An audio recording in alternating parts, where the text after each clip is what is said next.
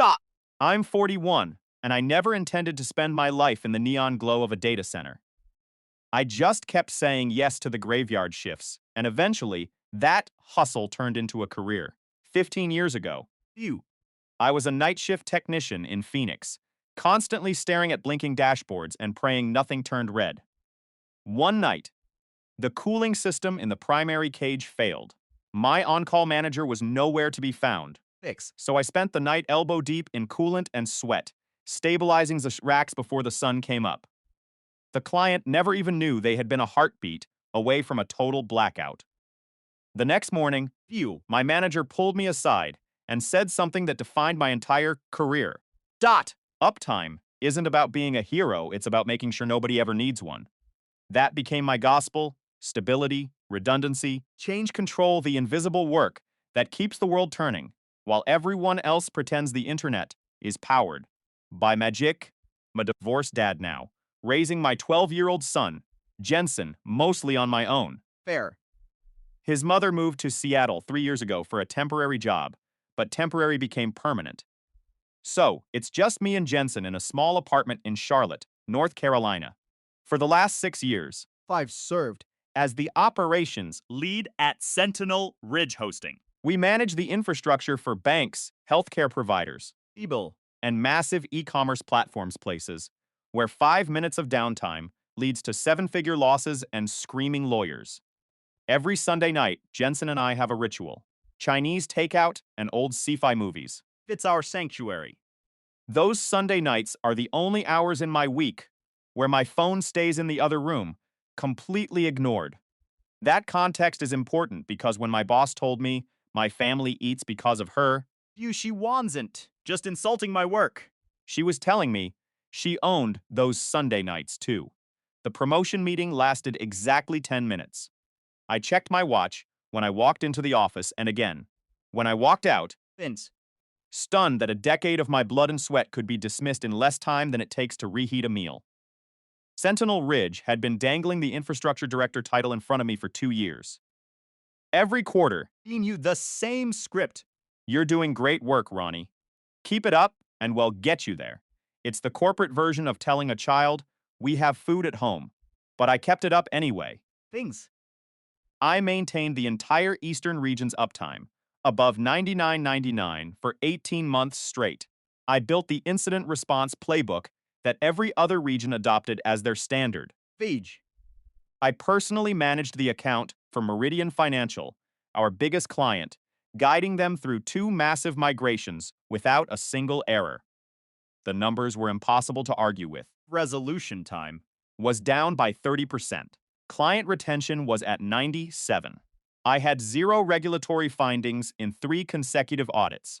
I arrived at that meeting with my metrics printed out, tabbed, Fein highlight. as evidence for a trial. I naively believed I was going to win, but Gwen, my VP of operations, sat across from me with that specific patronizing smile. It was the look of someone who had bad news, but wanted you to thank her for delivering it gently.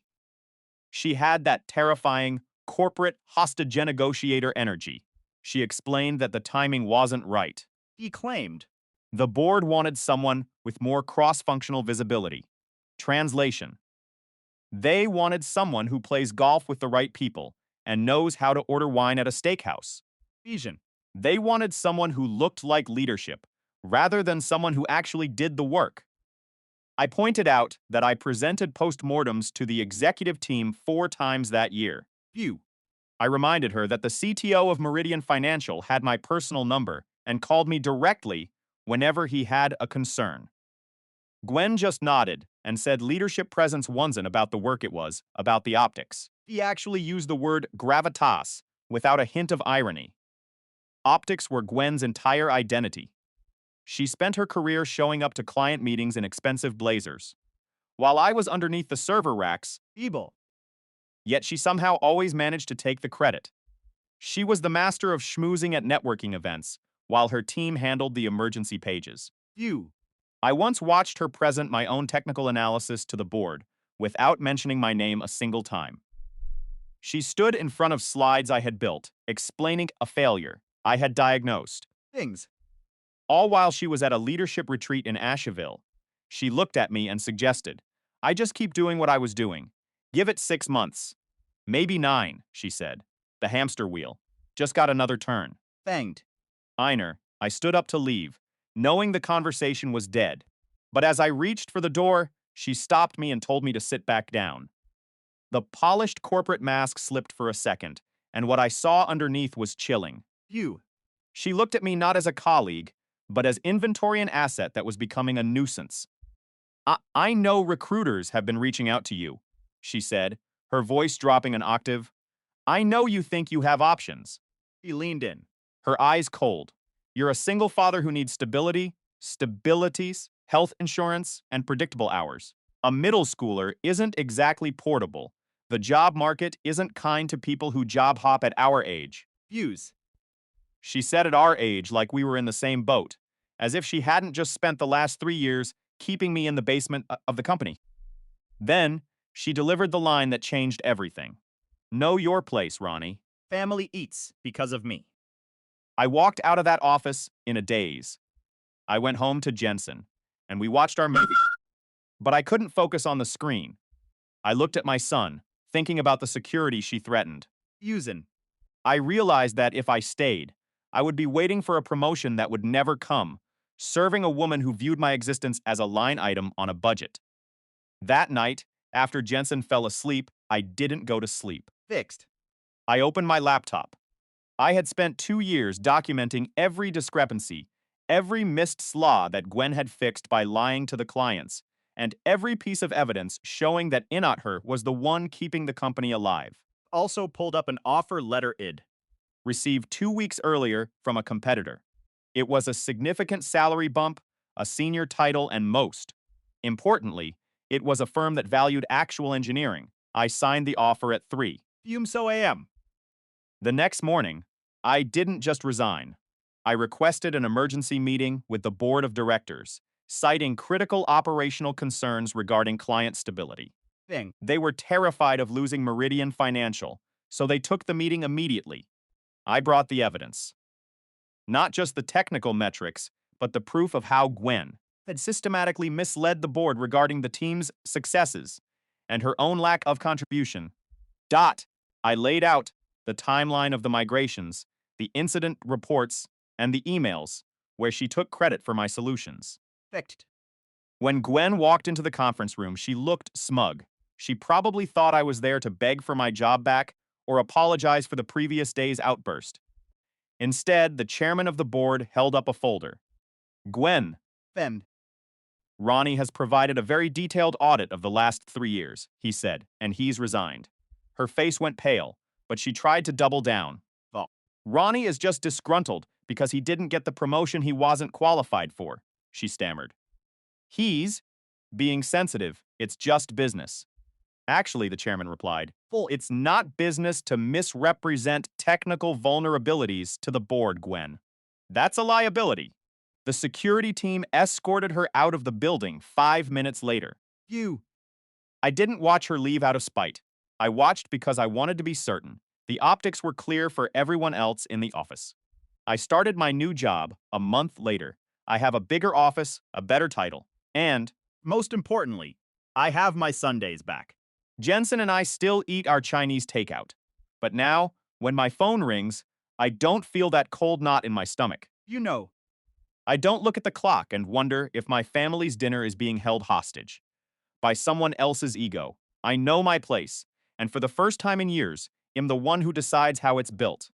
The air in the office was stale, Fagn. heavy with the artificial scent of industrial cleaner and the silent grinding anxiety that defined life at Sentinel Ridge. I stood before Gwen Holloway's glass-walled office, the door slightly ajar, Finny. reflecting the dim lights of the corridor. She hadn't just told me I wasn't ready for the promotion, she had practically weaponized my own life against me. Her voice had been smooth, cold, and utterly dismissive. Fingers. The kind of tone that implies you are lucky to even be breathing the same air as her. Your family eats because of me, she had said, that leaning back in her leather chair, her fingers laced together with surgical precision. Protected your position here. And because I've kept your name off the layoff lists during every restructuring. A little gratitude and patience would go a long way, don't you think? I didn't respond, You. because to fight back in that moment would have been to play into her game. I didn't give her the satisfaction of seeing my pulse quicken or my face flush with the rage that was boiling in my chest. I simply nodded once, Feel. turned on my heel, and walked back to my cubicle, feeling every fiber of my being vibrate with a new, dangerous clarity. View. Something inside me had finally snapped the tension wire that had been holding my professional life together for years, had simply reached its breaking point. She had said the quiet part out loud, Firming. exactly what she thought of me. She didn't see me as a partner, a colleague, or even a competent professional. She saw me as a resource she could control, Fend. a man she could threaten with the stability of his own son's world just to keep him in his lane. That night, after I tucked my son Jensen into bed, I opened my laptop and updated my resume for the first time in 3 years. Feasin. Gwen Holloway hadn't always been the villain, or perhaps I had just been too busy putting out the fires she didn't even realize she was lighting to notice the glass ceiling she was building over my head. You do. She had arrived at Sentinel Ridge 4 years ago, brought in from a massive competitor with a resume dripping in corporate buzzwords. Transformational leader, strategic visionary, Feasin. passionate about building high-performance teams. Those phrases mean absolutely nothing, yet they sound like gospel to people who confuse arrogant confidence with actual competence. View. Her profile picture was professionally lit, perfectly airbrushed, and projected an image of a woman who never broke a sweat. Mine? Fumed. It was a grainy crop from a day at the zoo where Jensen was making bunny ears behind my head while I smiled at a tired camera.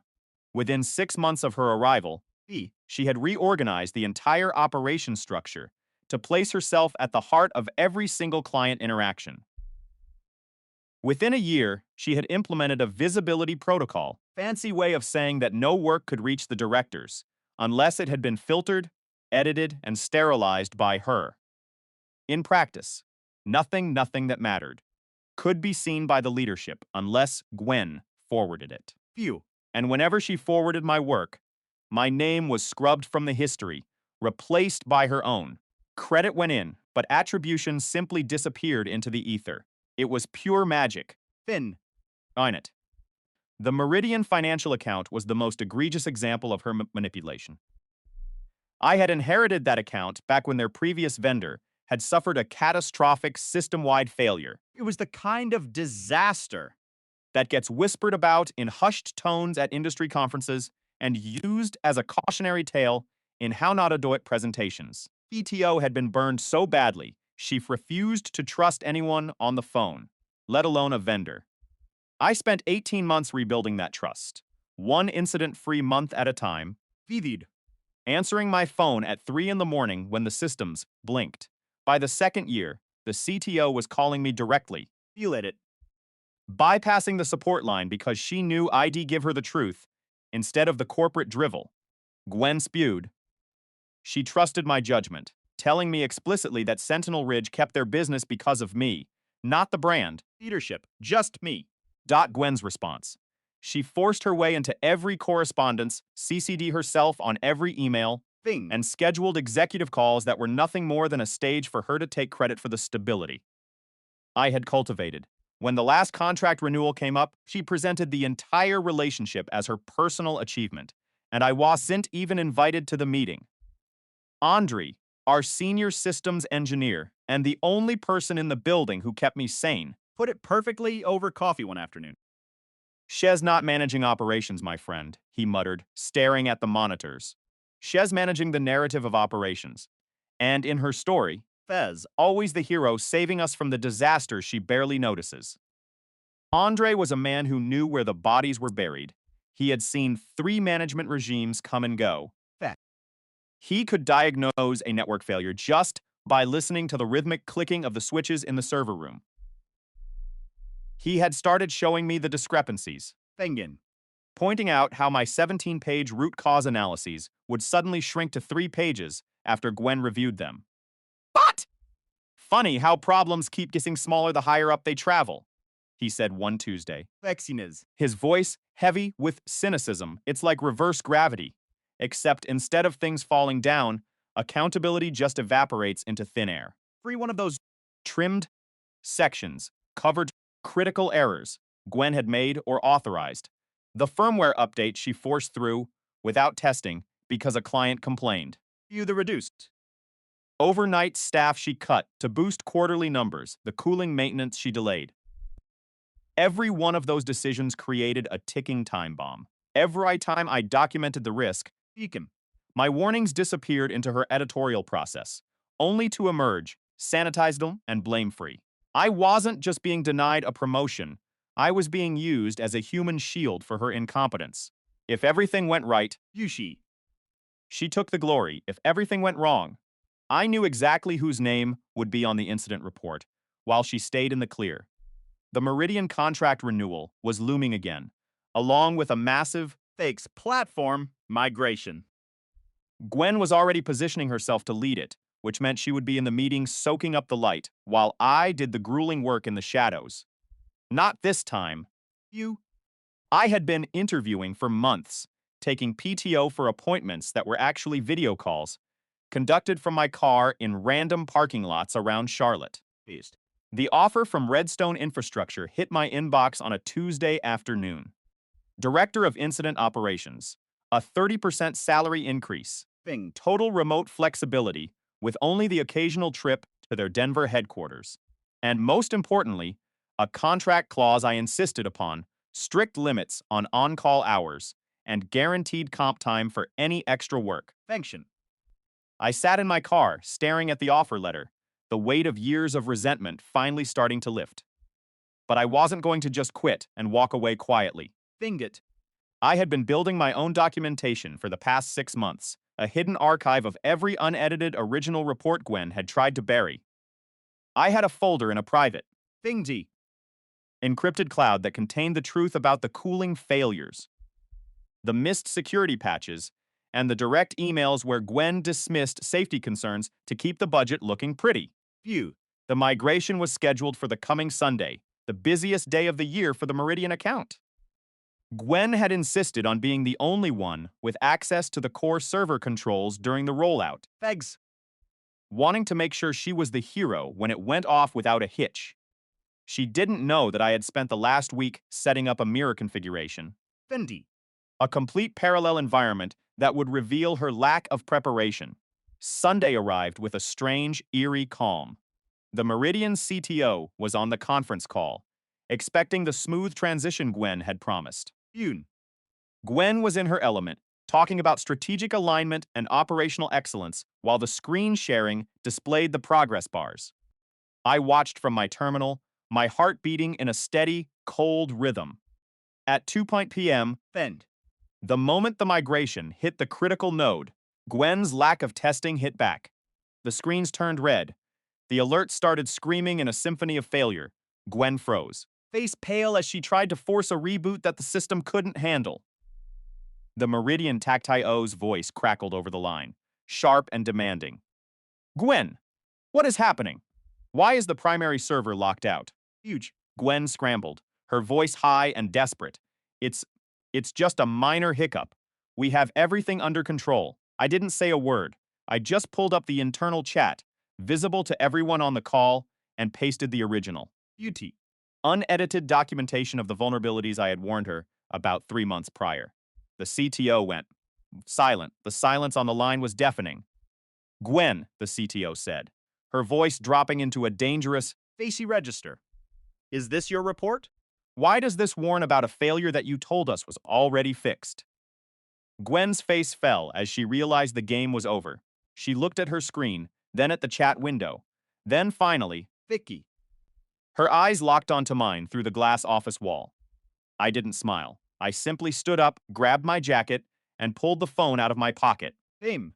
I hit the leave meeting button and walked out of the office for the last time. I didn't look back at the chaos. I didn't look at the screen showing her panicked face. I walked to my car, started the engine, Future. and drove toward a future where my name would finally be attached to my own success. The final twist came 3 weeks later, While I was settling into my new role at Redstone, I received an email, not from Gwen. From the board of directors at Sentinel Ridge. They had found my archive, the one I had left behind in the company's server, perfectly labeled and timestamped. Gwen hadn't just been fired. She was being investigated for gross negligence and potential liability fraud. Justice isn't always a movie ending, but sometimes it's just a clean, quiet exit, leaving the architect of your misery trapped in the very structure they built to destroy you. I logged out of my old email for the last time, took a deep breath, and walked into my new office. For the first time in years, View from my window was clear. The neon lights of the Charlotte skyline blurred past my windshield. As I sat in the parking lot of a quiet shopping center, my laptop perched on the steering wheel. For 2 months, been living a double life. the interviews had been grueling, conducted in stolen moments between endless conference calls and the constant, suffocating demands of Sentinel Ridge hosting. Fruchtstrick. Redstone infrastructure was the light at the end of a long, dark tunnel. Their CTO had been an engineer before he became a suit, a man who understood that system uptime isn't a miracle performed by tired employees. The result of discipline and respect. Before I signed the offer, I insisted on a 3-week buffer before my start date. I needed to breathe, to take my son, Jensen, camping, Thinged. and to wash off the grime of 4 years of thankless labor. They agreed without a hint of hesitation. On a rainy Wednesday, after Jensen had finally fallen asleep, I signed the contract. By Monday morning, Fusion. the background check was cleared and the confirmation was in my inbox. I was finally free. That afternoon, I walked into Gwen's office with a single sheet of paper. She looked up, her expression a mix of surprise and mild annoyance, likely bracing for another complaint about the failing Meridian migration project. I placed my resignation letter on her mahogany desk. This is my tweak notice. Gwen. Fed. My voice steady for the first time in years. My last day is the 28th. Silence filled the room, thick and heavy. I watched her face cycle through confusion, a brief, sharp flash of panic, and then the inevitable, Practiced mask of the corporate manipulator. "Ronnie, let's be reasonable," she began, her tone dripping with fake concern. "I know the promotion news was disappointing, but this is a temporary setback. Were. You're an emotional thinker, not a strategic one. If you leave now, you're throwing away years of building relationships." I looked her straight in the eye. "I'm not running away, Gwen. I'm moving forward." She leaned in. Her voice dropping to a conspiratorial whisper. "Think about your son, Ronnie. Stability is a luxury, not a guarantee. The market is brutal right now, especially for people at our level. Pathetic attempt to trap me in the same cage Shed kept me in for years. My decision is final," I replied, the words feeling like a physical weight lifting off my chest. Fingsing. Her demeanor shifted from the supportive mentor to the aggressive director. "The Meridian migration is in 6 weeks," she snapped. "You're the only one who knows the architecture. Ilkas. You're putting the entire client relationship at risk, the company at risk." I kept my voice calm, clinical. The migration plan is documented. The runbooks are exhaustive. Any competent engineer can execute them. Fame the demand. I had been expecting. "I need you to delay your start date by 6 weeks. We need you to train your replacement. And I expect you to be on call as a paid consultant after you leave." No. The word hung in the air. Sharp and absolute. I don't think she had heard me say no in 6 years. "I am fulfilling my 2-week notice as per my contract," I said firmly. "After the 28th, I am gone. No consulting." Emergency calls. No exceptions. She smiled, a thin, cold movement of her lips. "I hope you know what you're doing, Ronnie. Decisions have consequences. The industry is a very small place." "Yes," I replied. Standing up. "It certainly is." For the next 2 weeks, the shift in the office was palpable. I stopped being the magic man who fixed every broken system before the clients even woke up. Think. I stopped handling the weekend pages that were technically the responsibility of the junior team. I stopped bypassing the bureaucracy to make Gwen look good to the board. Day 1 of my notice, Junior engineer pinged me about a backup cluster error. "Hey, can you just bounce the service?" The standard ticket process takes hours. Hot. Old Ronnie would have done it in seconds. New Ronnie replied. Follow the standard incident escalation procedure, as documented in Section 4.3 of the handbook. But that's so slow, he complained. The procedure exists to protect you, I wrote back. Think. I won't be here to fix your shortcuts anymore. Watching them struggle was like watching someone try to drive a car. They didn't know how to start. They were forced to read the very documents I had spent years writing, Which they had ignored until now. They realized quite suddenly that the processes weren't broke. They were just boring, slow, and necessary. When my final day arrived, I packed my bag, deleted my personal files, Fingshi. and walked out the door without looking back. I didn't sabotage a single thing. I simply stopped doing the work of 3 people for the salary of 1. As I drove toward the mountains to meet Jensen, Venjid. my phone buzzed with an urgent email from Gwen about a system instability at the Meridian project. I archived it without reading. The silence that followed was the sweetest sound I had ever heard. Friend. Justice isn't always a dramatic explosion. Sometimes, it's just the quiet satisfaction of watching the house of cards fall because the person holding it up decided to walk away. I was finally free. For the first time in a decade. I didn't care what happened to the servers. I only cared about what was waiting for me at the campsite. The road ahead was open, Phew. and the sunset over the horizon looked like a brand new beginning. The fluorescent lights of the Sentinel Ridge office hummed with a static tension that felt like a trap. I sat at my desk, quietly flipping through the heavy, Labyrinthine pages of our internal runbooks. It turned out that our established processes were perfectly functional, even if they were painfully slow. They were bureaucratic, yes, They possessed the exact level of rigor required for a high-stakes, regulated industry where every audit trail could be a lifeline. By the 3rd day of this new chaotic leadership era, Freeze. Gwen had scheduled an operations sync, which was just corporate speak for an emergency panic meeting where she could find someone to blame. She projected terrifying red graphs onto the main screen, You. showing resolution times spiking by 40%. She threw around buzzwords like operational velocity that I'm fairly certain she invented during her morning coffee. It sounded dire, Feel. which was exactly the point she was trying to drive home. She demanded to know why things were grinding to a halt and where the supposed sense of urgency had vanished. The room fell into an agonizing silence. The kind that makes your skin crawl. Junior engineers glanced nervously at one another, looking like students praying the teacher wouldn't pick them to answer a question. Someone coughed, Fegs. the sound echoing like a gunshot in the sterile air. This was the exact moment where the old Ronnie would have stepped in, rushing to offer a solution to keep the peace. Feet. But the new Ronnie just sat there with his hands folded in his lap, perfectly still, waiting for the trap to spring. I finally spoke, using my most helpful, You. polite tone to explain that we were simply following the documented change control procedures. I reminded her that this was in direct accordance with her own memo from last October, Which emphasized strict process adherence and audit compliance.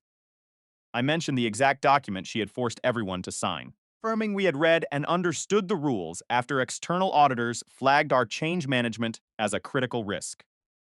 Gwen's jaw tightened, a hard line forming across her face. That memo had been purely performative. You. A hollow gesture she assumed nobody would actually have the backbone to enforce. She had treated it as a simple checkbox exercise, a bit of SIA documentation that wasn't supposed to actually change the way we worked, He tried to pivot. suggesting the room for professional judgment and that experienced team members should know when to bypass the rules. I agreed with her completely, nodding enthusiastically, Before pointing out that with the Meridian financial migration looming, it was vital to ensure every change was documented perfectly. I looked her straight in the eye and said we wouldn't want another audit finding especially not right. before a massive engagement with such a high-profile client. It was checkmate, delivered entirely through her own policy. She couldn't argue without contradicting her own mandate in front of the entire team. The meeting ended in a haze of confusion, leaving everyone wondering what exactly the protocols were. The boss had effectively dismantled her own authority. But it was death by process, and it was beautiful. That afternoon, I walked out at 5 o'clock on the dot. First time in years I had and stayed late to patch up some trivial disaster. My son, Jensen, had a basketball game at 6:30, and for the first time, Fins. I was going to be there for every second instead of catching the fourth quarter from the parking lot while frantically replying to emails.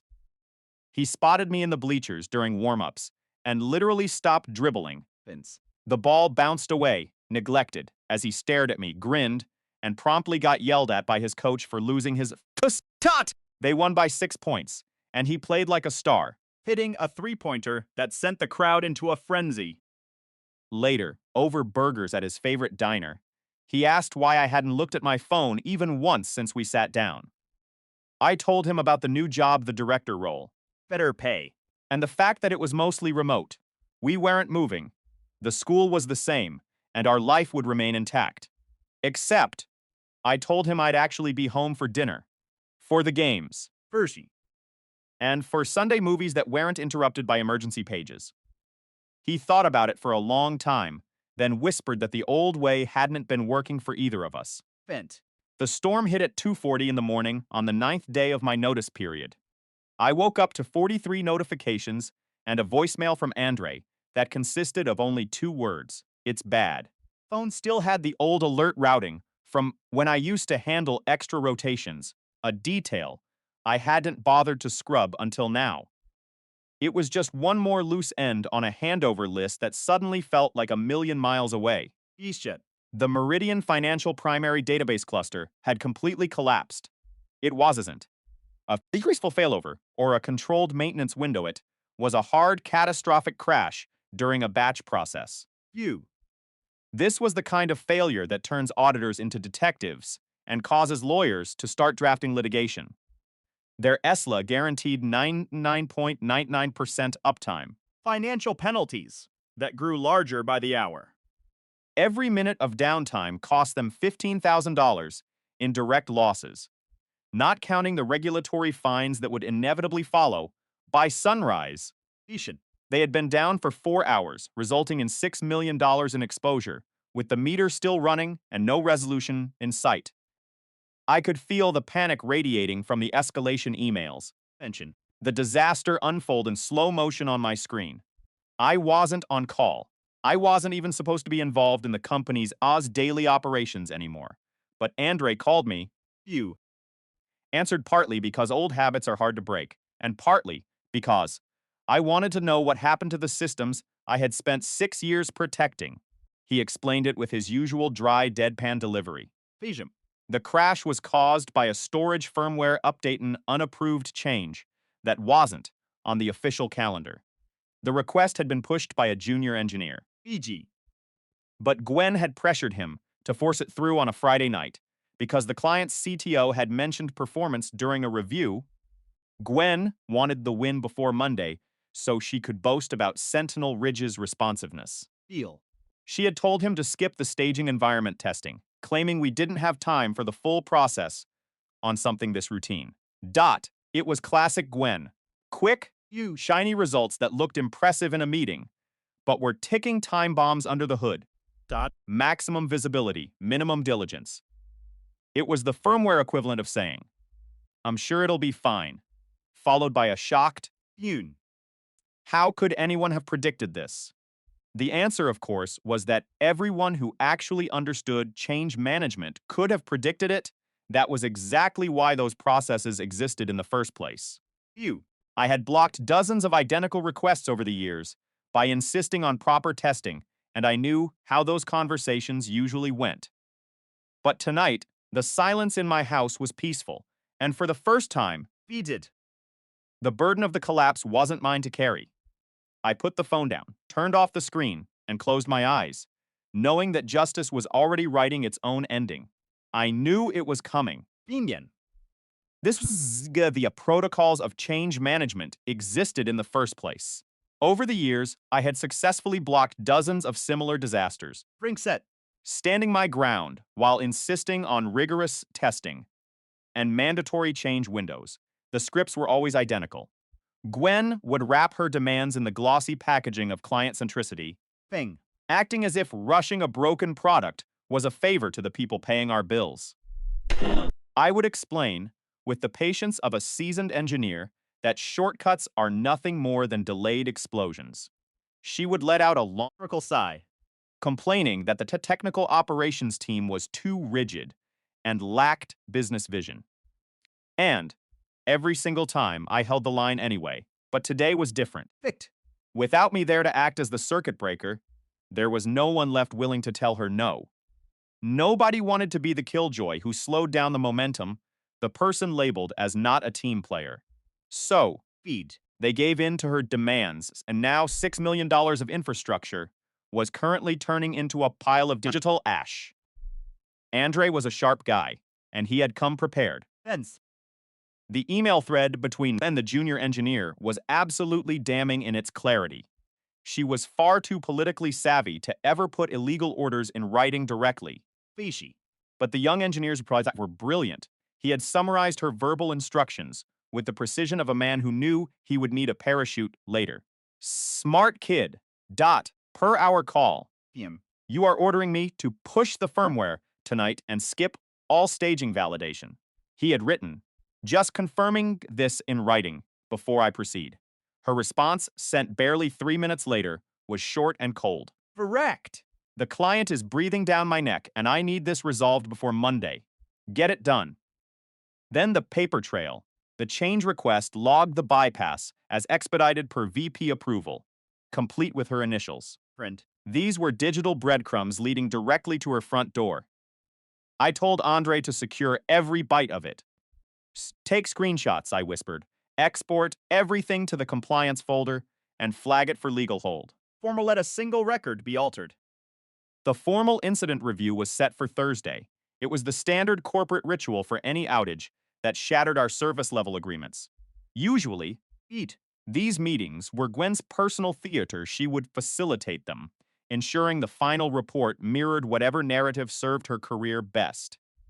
Dot. Accountability would vanish, Fanked. and the lessons learned would always shift toward minor process tweaks that some other department would be responsible for. But this time, there was a new variable in the room. Because This outage had triggered Meridian's mandatory breach notification protocols. Their compliance team was demanding an independent review. They had insisted on bringing their own technical lead. Marisol Vega. Fangle. I had worked with Marisol on 2 previous migrations. She was a woman who didn't play office, politish. She only played with facts. She had a reputation for being a shark when it came to root cause analysis. The kind of engineer who would dig through 17 layers of corporate lies until she found the ugly truth. She once told me, my job is to find out what broke and why, and corporate feelings are completely irrelevant to me. Feud. And unlike my coworkers, she had access to raw logs that Gwen couldn't touch. I spent the days before the review organizing my files, every email where Gwen bullied the staff into skipping tests. Every report she had sanitized to hide risks from the board. A clean, cold timeline backed by undeniable evidence. Fanked. I wasn't looking to sabotage anyone. I was simply prepared to tell the truth when the truth was demanded of me. The meeting took place in the main executive conference room, Feud. the one with the expensive leather chairs and the view of the parking garage. Gwen was there, as was Andre, Marisol from Meridian, and an HR representative I hadn't seen in my 6 years at the firm. Ferd. Doesn't attend postmortems unless someone is about to be fired. Her presence confirmed everything I needed to know. This wasn't an investigation. It was a public execution. Gwen opened the floor, Valti. attempting to control the tempo from the very first breath. She looked pristine, hair perfect, blazer pressed, that practiced, confident smile plastered on her face. Fuse up. She thanked everyone for being present during such a challenging week. She acknowledged that we had fallen short of expectations and claimed she took full responsibility for ensuring we do better in the future. You. I watched her closely.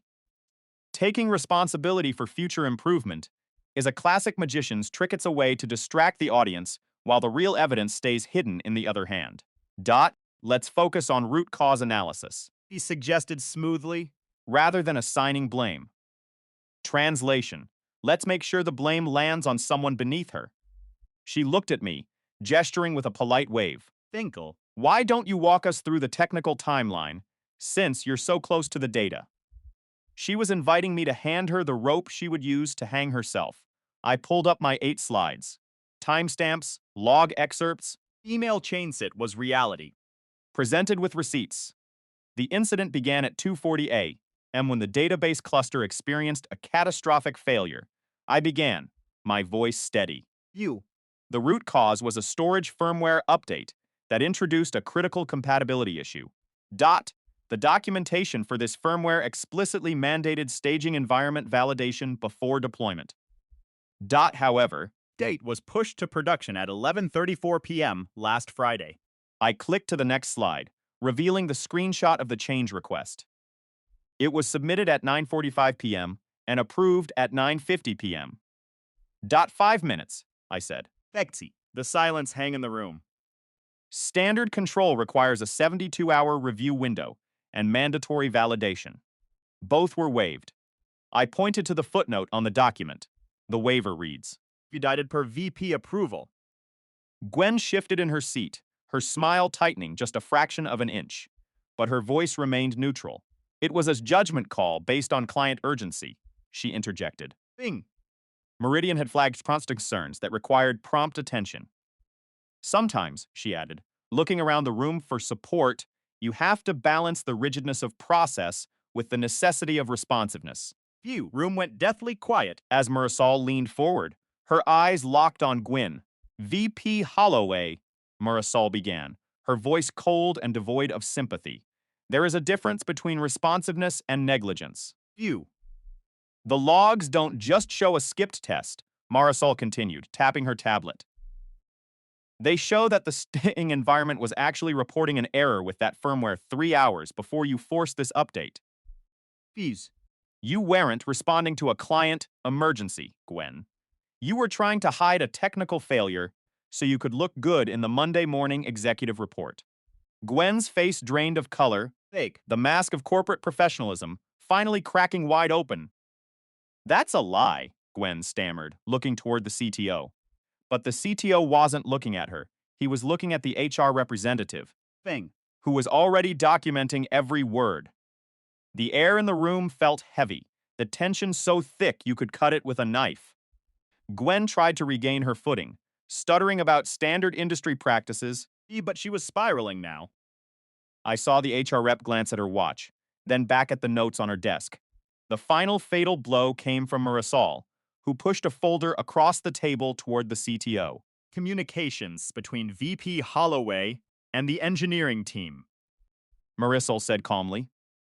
They prove not only that she bypassed that protocol, but that she intentionally misled the board regarding the stability of this update. Gwen stood up. Her hand shaking as she reached for her briefcase. You don't understand, she started, her voice rising in desperation. This company relies on me. No, Gwen, I said, finally speaking up, as I looked her straight in the eyes. This company relies on the truth. And today, the truth finally caught up with you. She looked around the room, searching for an ally. But all she found were averted eyes and cold, hard facts. The HR rep stood up, gesturing toward the door. Gwen, please, we need to have a separate conversation. The walk of shame she took out of that room was the most satisfying thing I had ever witnessed in my career. The room remained silent for a long moment after the door clicked shut. Marisol looked at me, gave a singular, sharp nod of respect, and turned back to her files. Justice in the corporate world is a rare commodity, but today it was delivered with the cold, precise efficiency of a well-executed patch. The chaos she created had burned down the house, but as the smoke cleared, it was clear that she was the only one who wouldn't be returning to the office. I sat back in my chair, tailing a breath. I felt like I had been holding for years. The system was finally, truly clean, The air in the boardroom was heavy, thick with the scent of stale coffee and the metallic tang of unspoken accusations. Fact. Gwen sat at the head of the table, her posture rigid, her face a mask of practiced indifference. She spoke in a tone that was meant to sound reasonable, Thing. claiming her decision was a classic judgment call driven by the frantic demands of a high-value client. Meridian Financial was breathing down our necks about latency issues, she said, waving a hand dismissively.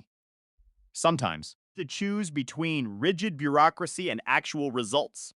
Marisol, the lead auditor, leaned forward, her voice cutting through the silence like a scalpel. What specific performance data are you referring to, Gwen? Eek. Gwen blinked, her confidence wavering for a fraction of a second. It was an informal conversation during the quarterly business review, she retorted. The client's CTO expressed concerns about query speeds. Marisol didn't blink. Did this CTO explicitly request that we bypass our staging validation protocols and push firmware updates to a live production database? Gwen's smile tightened, Propped up. her jaw clenching as she searched for an opening. I acted as a leader, she insisted. I had to prioritize the client's competitive responsiveness. I felt the pulse in my neck throb as I stood up to present my findings. Projected the email thread onto the screen, the blue light reflecting in the eyes of everyone in the room. Friday night, 9:15, I began, my voice steady. A junior engineer messaged Gwen. Per our call. Want me to force the firmware update tonight and skip staging? Confirming instructions. Gwen replied 3 minutes later. Correct. I need this resolved before Monday. Get it done. The room fell into a deathly, suffocating silence. Gwen stood her ground, her eyes flashing with a dangerous mix of defiance and desperation. I was merely communicating the pressure from the client, she spat. Vision. A competent engineer would have known better than to follow a verbal request that violated safety standards. He could have said no.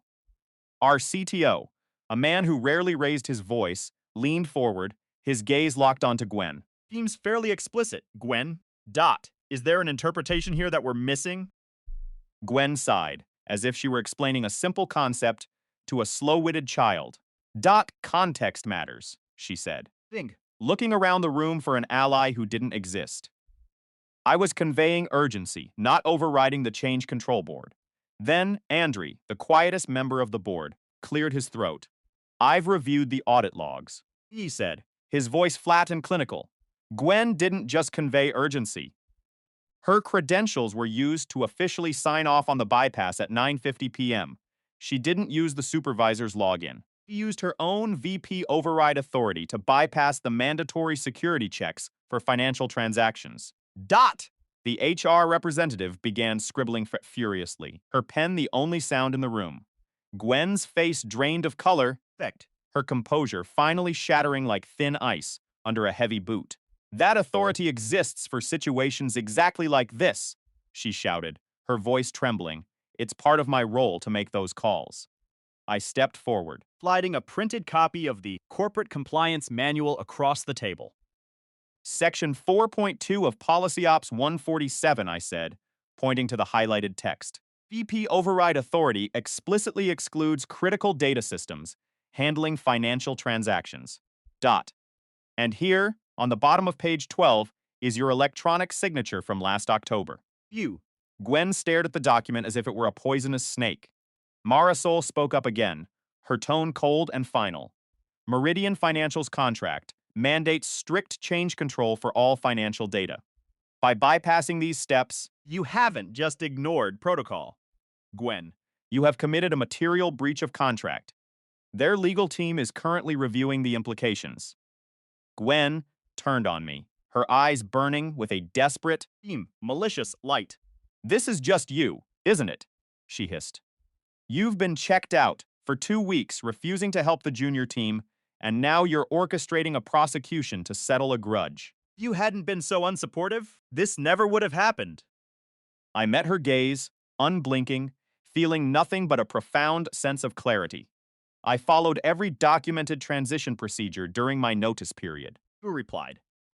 This disaster happened because you chose to bypass the safety net and you did it without a single person's consultation or approval. Gwen stood up abruptly, her chair screeching against the floor. To sit here and be attacked by a disgruntled employee who has already 1 foot out the door. The CTO held up a hand, his face unreadable. That's enough, Gwen. We're taking a break. Gwen! please accompany the HR representative to my office. As they walked out, Marisol caught my eye and gave a brief, singular nod. It wasn't a smile, You. but it was a recognition of confirmation that the truth had finally been placed on the record. The rest of the week was a surreal blur of quiet efficiency. Gwen was listed as working remotely on strategic initiatives, thin veil for the investigation that was currently stripping away her power. Her office remained empty, the lights permanently dark. On the 11th day of my notice, I was in the break room when the elevator chimed. Please. I looked up just in time to see Gwen walking toward the exit. She was carrying a standard issue cardboard box, the kind used for terminated employees. A security officer walked a few paces behind her, Perfect. his demeanor professional and entirely indifferent. Gwen's employee badge hung around her neck, but the way she carried herself told the story it was already dead weight. She didn't look at the desks. Fangs it. She didn't look at the colleagues she had bullied for years. She didn't even look at me. She just marched toward the glass lobby doors, a disgraced executive walking toward a future that no longer included this company. You. As the doors slid shut behind her, someone near the window let out a long, ragged breath and whispered, "Finally." I went back to my coffee, the heat of it grounding me. The next day, the CTO called me into his office one last time. He didn't need to say much. "Shez gone," he said simply, effective immediately. The weight that had sat on my chest for months finally lifted, leaving behind the quiet, Steady hum of a workplace where rules actually mattered. justice, it seemed, wasn't just a corporate policy, it was a reality. The office was unnervingly silent, Fusman. the kind of quiet that feels like a held breath before a storm breaks. Stop! My CTO beckoned me into his office on my penultimate day, his expression a mixture of fatigue and grim realization. Stop! He didn't beat around the bush, Affirming what the office whispers. had been circulating for weeks. Gwen was finished. It was an immediate termination, wrapped in the sanitized, professional jargon of a mutual decision to pursue new paths. The reality behind the curtain was far messier. Legal had finally peeled back the layers of her email trails. HR had cataloged a mountain of policy breaches, and Meridianor, biggest client, had delivered an ultimatum. Fused. They had demanded a total overhaul of the operations leadership, making it clear that their continued partnership relied on structural integrity, not the toxic games Gwen played. Fanged, he admitted. They were acutely aware of how they'd mishandled my career, the stolen promotions, the way my visibility was buried, while she hoarded the praise, and the reckless way Shed dumped high-stakes risks onto my plate. E. He looked me in the eyes, offering the director role on the spot. He promised a complete shift in reporting lines, a salary that finally mirrored my actual contributions, and genuine, unchecked authority. He meant it. E2. I could hear the desperate tremor in his voice, the sound of a man trying to plug a sinking ship with his bare hands. It was the very thing I had begged for 2 months ago. Yet as he spoke, felt like being offered a premium upgrade on a flight that had already disintegrated mid-air. I thanked him, truly, but I had already given my word to someone else. He nodded slowly, Fingfind. acknowledging that I had been right about every warning it ever sounded, and that he should have been awake enough to see the patterns earlier. Dot! I didn't spare him. I told him he had seen exactly what Gwen wanted him to see. Because manipulation was her only true talent. Dot. My final day was dedicated to a meticulous, hand-over-Nurly, 90 pages of exhaustive procedures, contact maps, and hard-won institutional knowledge. Fusioned. It was a roadmap that would take my successor months to master, assuming they possessed the humility to read it, instead of pinging me on LinkedIn for cheap shortcuts. I bundled the files and sent them to Andre with a single, Finged. stern reminder: don't let the corporate vultures pressure you into cutting corners, because those safety protocols were written in the blood of past mistakes. His reply hit my inbox within minutes, Firming. he was biding his time just long enough to secure his full pension before retreating to a fly fishing shop in Montana. He insisted. I visit and that I bring my kid along. Fuse. A rare moment of genuine warmth in a place that had become a freezer. On my way out, I stopped by the desk of the junior engineer. The kid Gwen had bullied into pushing that disastrous unauthorized firmware update. Thing. He looked shattered, haunted by a week of grueling depositions where he'd been forced to defend decisions he knew were wrong. He started to apologize, saying he should have fought her harder, but I cut him off. Front. I told him he was a junior staffer following the explicit written orders of his VP. He wasn't the villain here. I taught him the most important lesson of corporate life. Beam. Blame always travels upward to the person who holds the power, never downward, at least in any company worth its salt. I advised him that if someone in authority ever demands he skip a safety check again, He must get it in writing. and then think long and hard before hitting enter. His career would certainly outlast their temporary manufactured sense of urgency. I surrendered my badge, signed off on the equipment, Thing.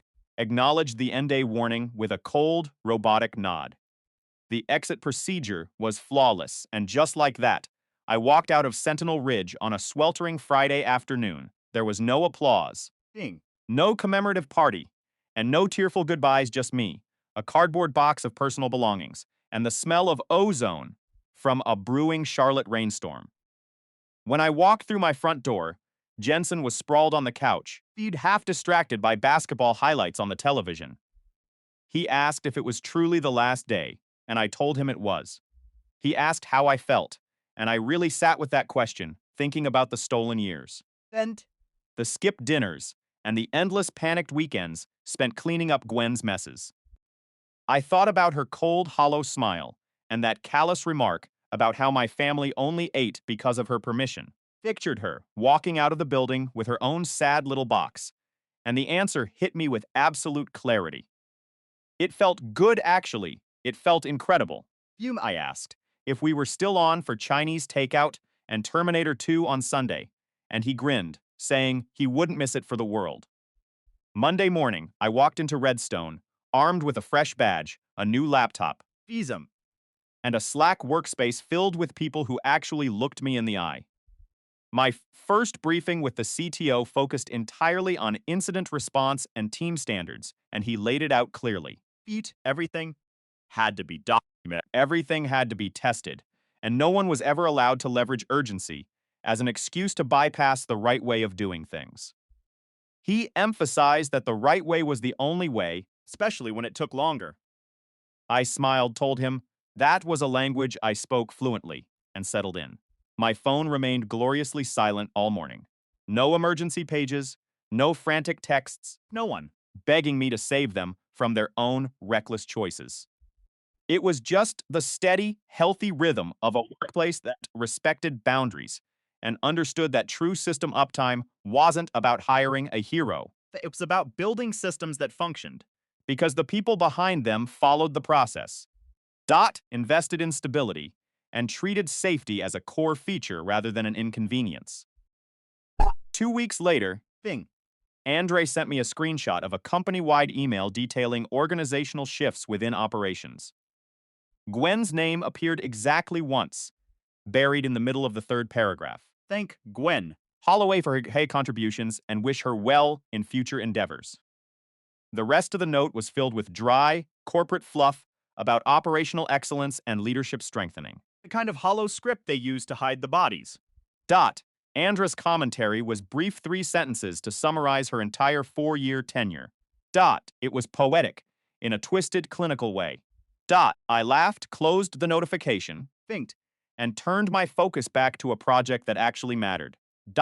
Some people never gain the wisdom to change, but that wasn't my burden to carry anymore. Guys, we are incredibly close to hitting that 100 Zen subscriber milestone on this channel. If you haven't joined our community yet, please hit that subscribe button, as it truly helps us grow and keep these stories coming. Farsher. Thank you for being part of this journey and making this goal a reality. Could replace you by dinner, Malcolm. You're honestly not that special. Trust me. I've got options lined up who would kill to be in your shoes. Those were the words that finally snapped the chain. My girlfriend, Miranda, smirked as she delivered the line. Her eyes glued to her phone screen as if I were nothing more than a malfunctioning app. She was ready to uninstall. She expected me to beg. She expected me to apologize for existing. Instead, I decided to help her test the theory. I left that night, and the fallout was far more spectacular than I ever imagined. 3 months later, the woman who claimed I was easily replaceable was broke, jobless, Jack. and begging her so-called options for rent money. Hey, Reddit, longtime lurker, first-time poster here. I never thought I'd be the guy writing one of these dramatic life stories. Team. But what happened to me is a lesson in self-respect that still leaves me reeling. Let's just say, this involves an incredibly entitled ex, a hard-earned lesson in boundaries, Yoon. and the kind of internal peace you only find after walking away from a dumpster fire. Buckle up, because this gets wild. Miranda had this toxic talent for making everything about her, especially when she was dead wrong. Faint. We'd been together for a year and a half, not quite till death do us part. But long enough to realize that dating a woman who believes Instagram follower counts are a measure of human intelligence is a specific brand of torture. Send.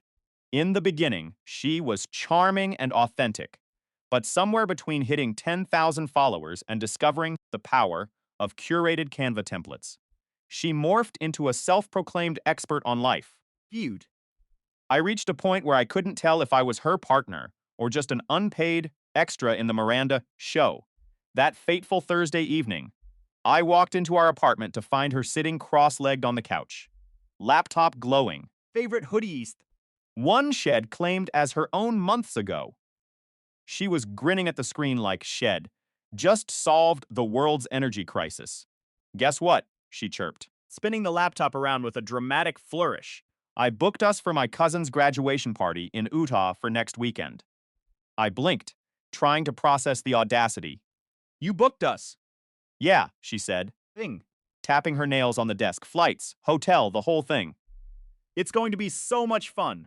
Did you think to check with me first? I asked, keeping my voice steady despite the rising heat in my chest. Her smile vanished instantly. Check with you? For what? To see if you can get time off work.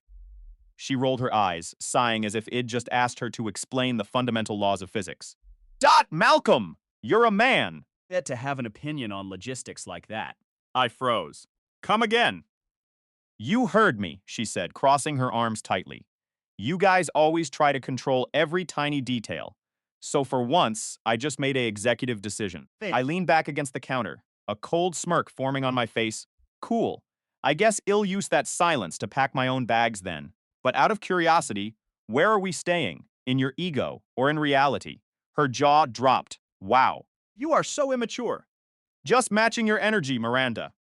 She scoffed, turning back to her screen. You're overreacting. You always do this, Malcolm. You twist everything just to make me look like the bad guy. No, Miranda. Grabbing a glass of water. My hand perfectly still, you do that part all by yourself. I'm just the narrator. That one hit the mark. She glared at me, her eyes burning with an intensity usually reserved for someone who just insulted her lighting setup. God, you think. You're so much smarter than everyone, don't you? Smarter? I repeated calmly. No, just less allergic to common sense. She stood up, her face flushed. You think? You're my only option? There are plenty of fish in the sea, Malcolm. I just happened to settle for the smallest one. I chuckled, a genuine laugh that clearly annoyed her. Good thing I'm not relying on your validation to feel whole. She let out a sharp, jagged laugh, fake, loud, and brittle, before storming off to the bedroom. The door slammed behind her, a classic Miranda exit. I stood there in the silence, staring at the television that wasn't even on.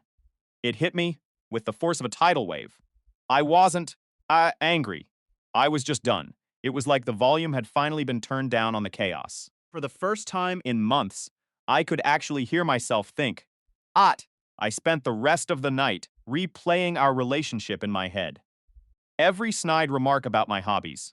You wouldn't understand. Whenever I tried to discuss our finances, every time she'd called me boring because I preferred reading a book over standing in a crowded club for a photo op. Thingson. She was constantly auditioning for an invisible panel of judges, trying to prove she was the hottest, most important person in the room. And if that meant cutting me down to build herself up, she never hesitated. Fusion. I remembered a dinner with her Frencher content creators, as she called them. I had made a simple comment about wanting to save for a home. Miranda had smirked and said, loud enough for the whole table to hear, Few. Malcolm thinks owning a house makes him superior. Isn't that cute? I remembered looking at her friends, then back at her. Yeah, I know, I'd said. I should have just bought followers instead. Way better investment. Friends laughed. But she didn't. That was the first time I saw that fake sparkle leave her eyes. Tonight felt the same. It was the moment someone realizes the mirror is no longer flattering them. Around midnight, Few. she emerged from the bedroom, acting as if nothing had happened. So, are you still throwing your little tantrum? She asked, not even looking up from her phone. Nope, I said, finally checking my own notifications. For you, Tia. Nope, she let out a frustrated huff. You're impossible. And you're entitled, I countered, looking her dead in the eye. Guess we both have hobbies. She stomped back to the room, Things. muttering something about how fragile men are. I smiled to myself. I wasn't fragile. I was finally free. That night, lying in the dark, I realized a heavy truth. I wasn't in a relationship. Fact. I was running an expensive free daycare for a woman who thought self-awareness was an optional feature. And the worst part, I had let it happen. Not anymore. The next time she tried the "you're a man, you don't have a say" act Give her something real. to have an opinion about. My absence. When I woke up the next morning, she was already gone, likely at some overpriced coffee shop, editing videos and pretending to work. The apartment was deathly quiet. It was peaceful. And that peace hit me harder than any argument we'd ever had. I started listing the things I actually did for her in my head. Groceries, always me. Rent, Covered more than half. Bought. even though the lease was entirely in her name, Utilities. always on my card. Every time she'd bat her eyes and say, babe, can you spot me until next week? It really meant, Pay for it. because I bought designer shoes. But since the lease was in her name, thank God for that, leaving would be a breeze. No legal ties, no messy debates over who keeps the couch. She could have the apartment. He could also have the bills. I sat at my desk and pulled out a notepad, writing one line at the top. Operation Reality Check. Step 1, get out. Step 2, never look back. Beanpole. I spent the day moving my essentials into storage. I didn't take anything she claimed belonged to the aesthetic of the apartment. I only took what was mine. By the time she came home that evening, the place looked different. Jesus. But she was too busy checking her vanity metrics to notice the boxes hidden in the closet. Did you look at the hotel for the trip yet? She asked, dropping her purse on the counter. I walked toward the door, my keys in hand. Didn't, I said. And I'm moving out, Miranda. She laughed, a dismissive sound. Yeah, right. Where are you going to go? You have nowhere else. That's the thing, I said. Feeling the weight of the world lift from my shoulders. You told me I was replaceable. So I'm replacing myself. Her smile faltered. Don't be dramatic. You're just trying to get a reaction. No, I said, opening the door. Just taking your advice. Finding better options. She stood there, frozen, as the reality finally started to creep into her eyes. You're really leaving. I am. But who's going to pay the rent for next month? Thing. I didn't even turn back. Maybe one of your followers can help you with that.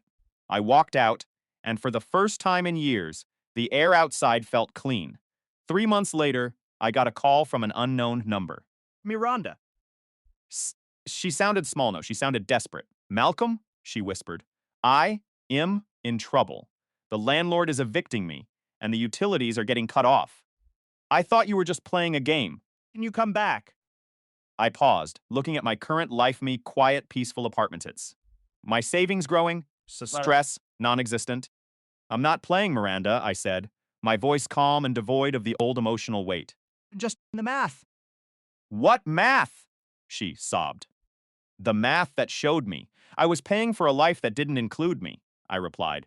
But you're the one who said you loved me. I loved the version of you that I thought existed. Firmly. But the version of you that thinks people are disposable. I'm done with her.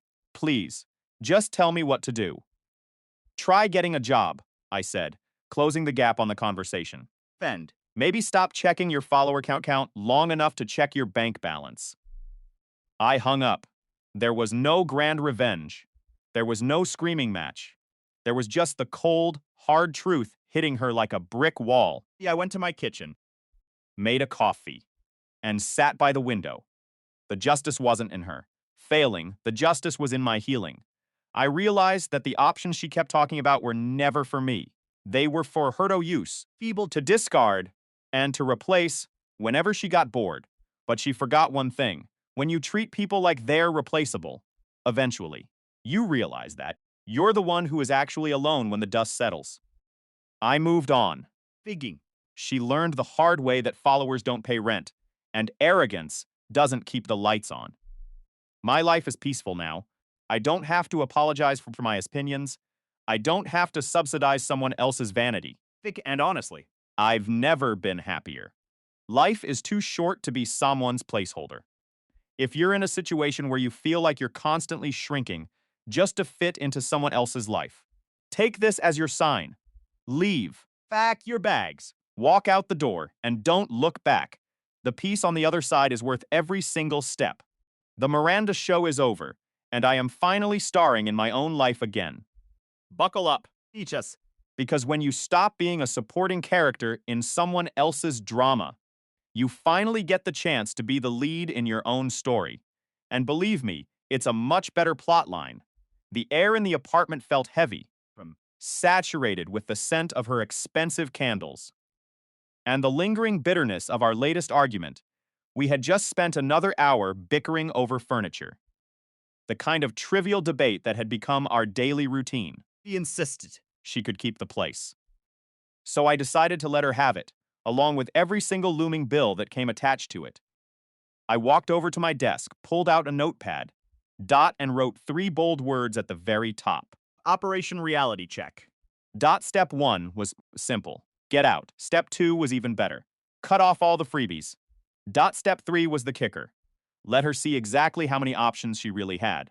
While I was mapping out my exit, Ferment. a memory flickered into my mind like a ghost I couldn't exorcise. It was the night she tried to humiliate me at that trendy downtown rooftop bar.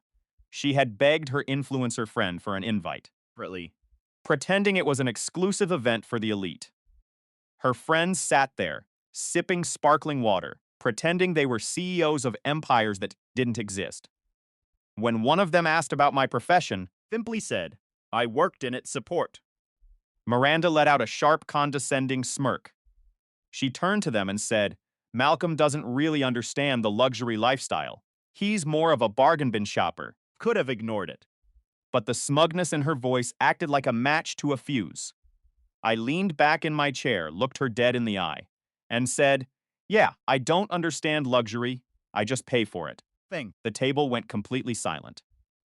Then a wave of laughter rippled through the group, but it wasn't for her. She turned pale, her face contorting in pure embarrassment. I didn't even have to glance at her to know she was absolutely fuming under the surface. She spent the entire remainder of the night aggressively scrolling through her phone as if she were searching for an escape route. The exact moment. I realized her ego was far more precious to her than our relationship would ever be. And that was the very pride I was now going to dismantle, completely effortlessly. On Friday. Figs. While she was out consulting, which I later learned was just code for taking selfies at Targety, went to work. My first target was our shared phone plan. He had been riding on my family plan for years because it was just more convenient for her. I logged in, deleted her line, and hit save. He was about to discover the joys of having her own number and her own crushing monthly bill. Next, I tackled the gym membership she loved to brag about, even though she only went there to pose in front of the mirrors. Cancelled. I logged her out of every single streaming service and updated every password I owned, Then I started packing. My belongings went into boxes. First the big TV, the gaming rig, the high-end coffee maker, my tools. Premium bed sheets. Everything I had paid for was coming with me. I left her things completely untouched, even the tacky pink rug she had bought for the aesthetic. Once I was finished, Finge. the apartment looked hollow and cold. It was a strange, intoxicating feeling of satisfaction. Every drawer I emptied felt like I was reclaiming pieces of my soul that she had been draining like a black hole. Mid-packing, I dialed my best friend, Danny. "Yo," he answered, sensing the tension in my voice. "You sound like you're either getting arrested or finally pulling the plug." "The second one," I said. A genuine smile forming for the first time in months. He let out a long whistle. "About damn time, man. My couch is ready for your liberation party." "I'm not crashing there forever," I replied. "Do you still have that extra room?" Phew, when are you coming over? How does this weekend sound? He laughed, clearly shocked. "You're serious about this. Dead serious. Good, I'll stock up on all the snacks." Fade. By the time Miranda walked through the door that evening, I was already gone. The apartment was a shadow of its former self. The TV stand was empty, the closet was bare, and the air felt strangely light. I left a simple note on the kitchen counter. "You're right, you do have options, so here is your chance to use them. Dot. Rent is due on the 1st. Good luck." I signed it with a little smiley face, just for effect. Phaeton. I locked the door, dropped the keys through the mail slot, and drove away without a single glance back. At Danny's place, I felt like I could finally inhale for the first time in an eternity. Beam. He had set up my old gaming chair in the living room, like a king's throne. Welcome to the life of the free, he said, tossing me a soda. To the end of influencer drama. And no more you don't get to have an opinion speeches, I said, Phasig. clinking my can against his. We played games until 2 in the morning, laughing as if the weight of the world had been lifted. For once, there was no voice screaming from the next room. "Malcolm, can you do this for me?" Silence wasn't empty. It was earned.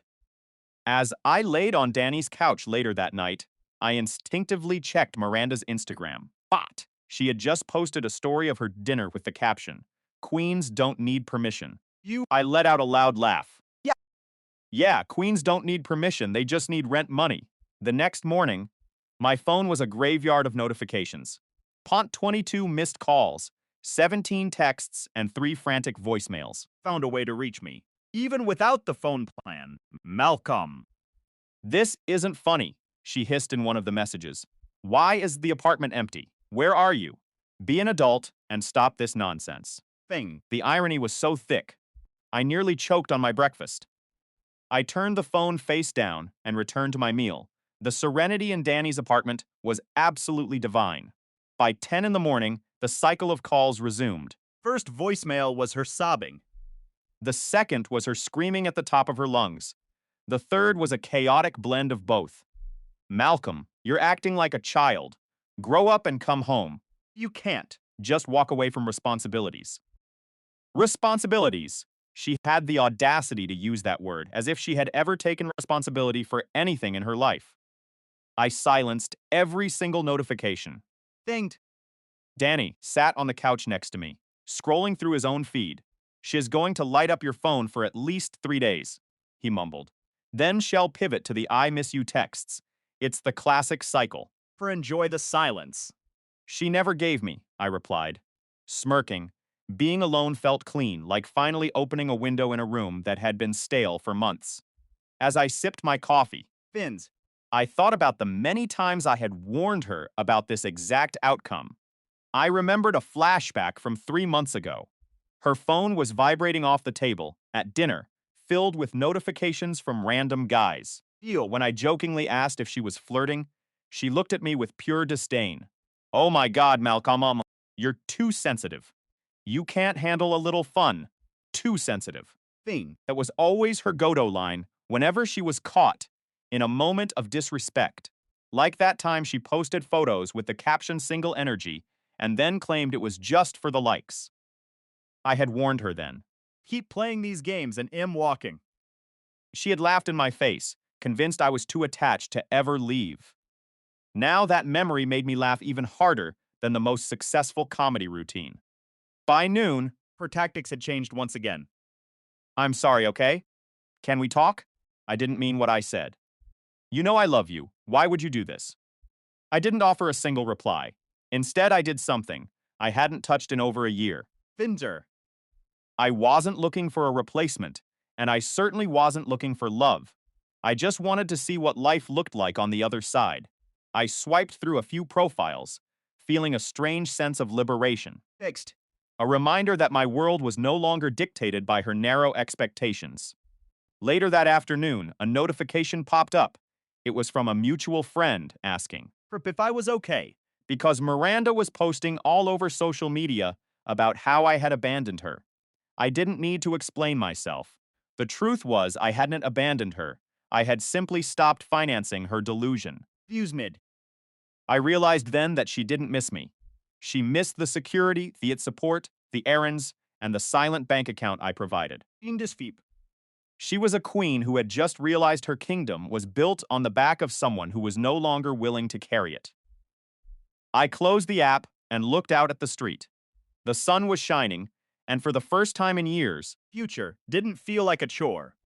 I picked up my phone and finally typed a single message back to her. The apartment is empty because I took the furniture I paid for. I left the bills behind because those are yours to keep. Finding. Your next luxury donor. I didn't wait for a response. I blocked her number, deleted the thread, and set my phone aside. The screen went black, and with it, the chapter finally closed. Hugh took a deep breath, looked over at Danny, and nodded. So, he said with a grin, what are we doing today? Anything, I replied. Absolutely anything I want. The justice I felt wasn't a loud, aggressive shout.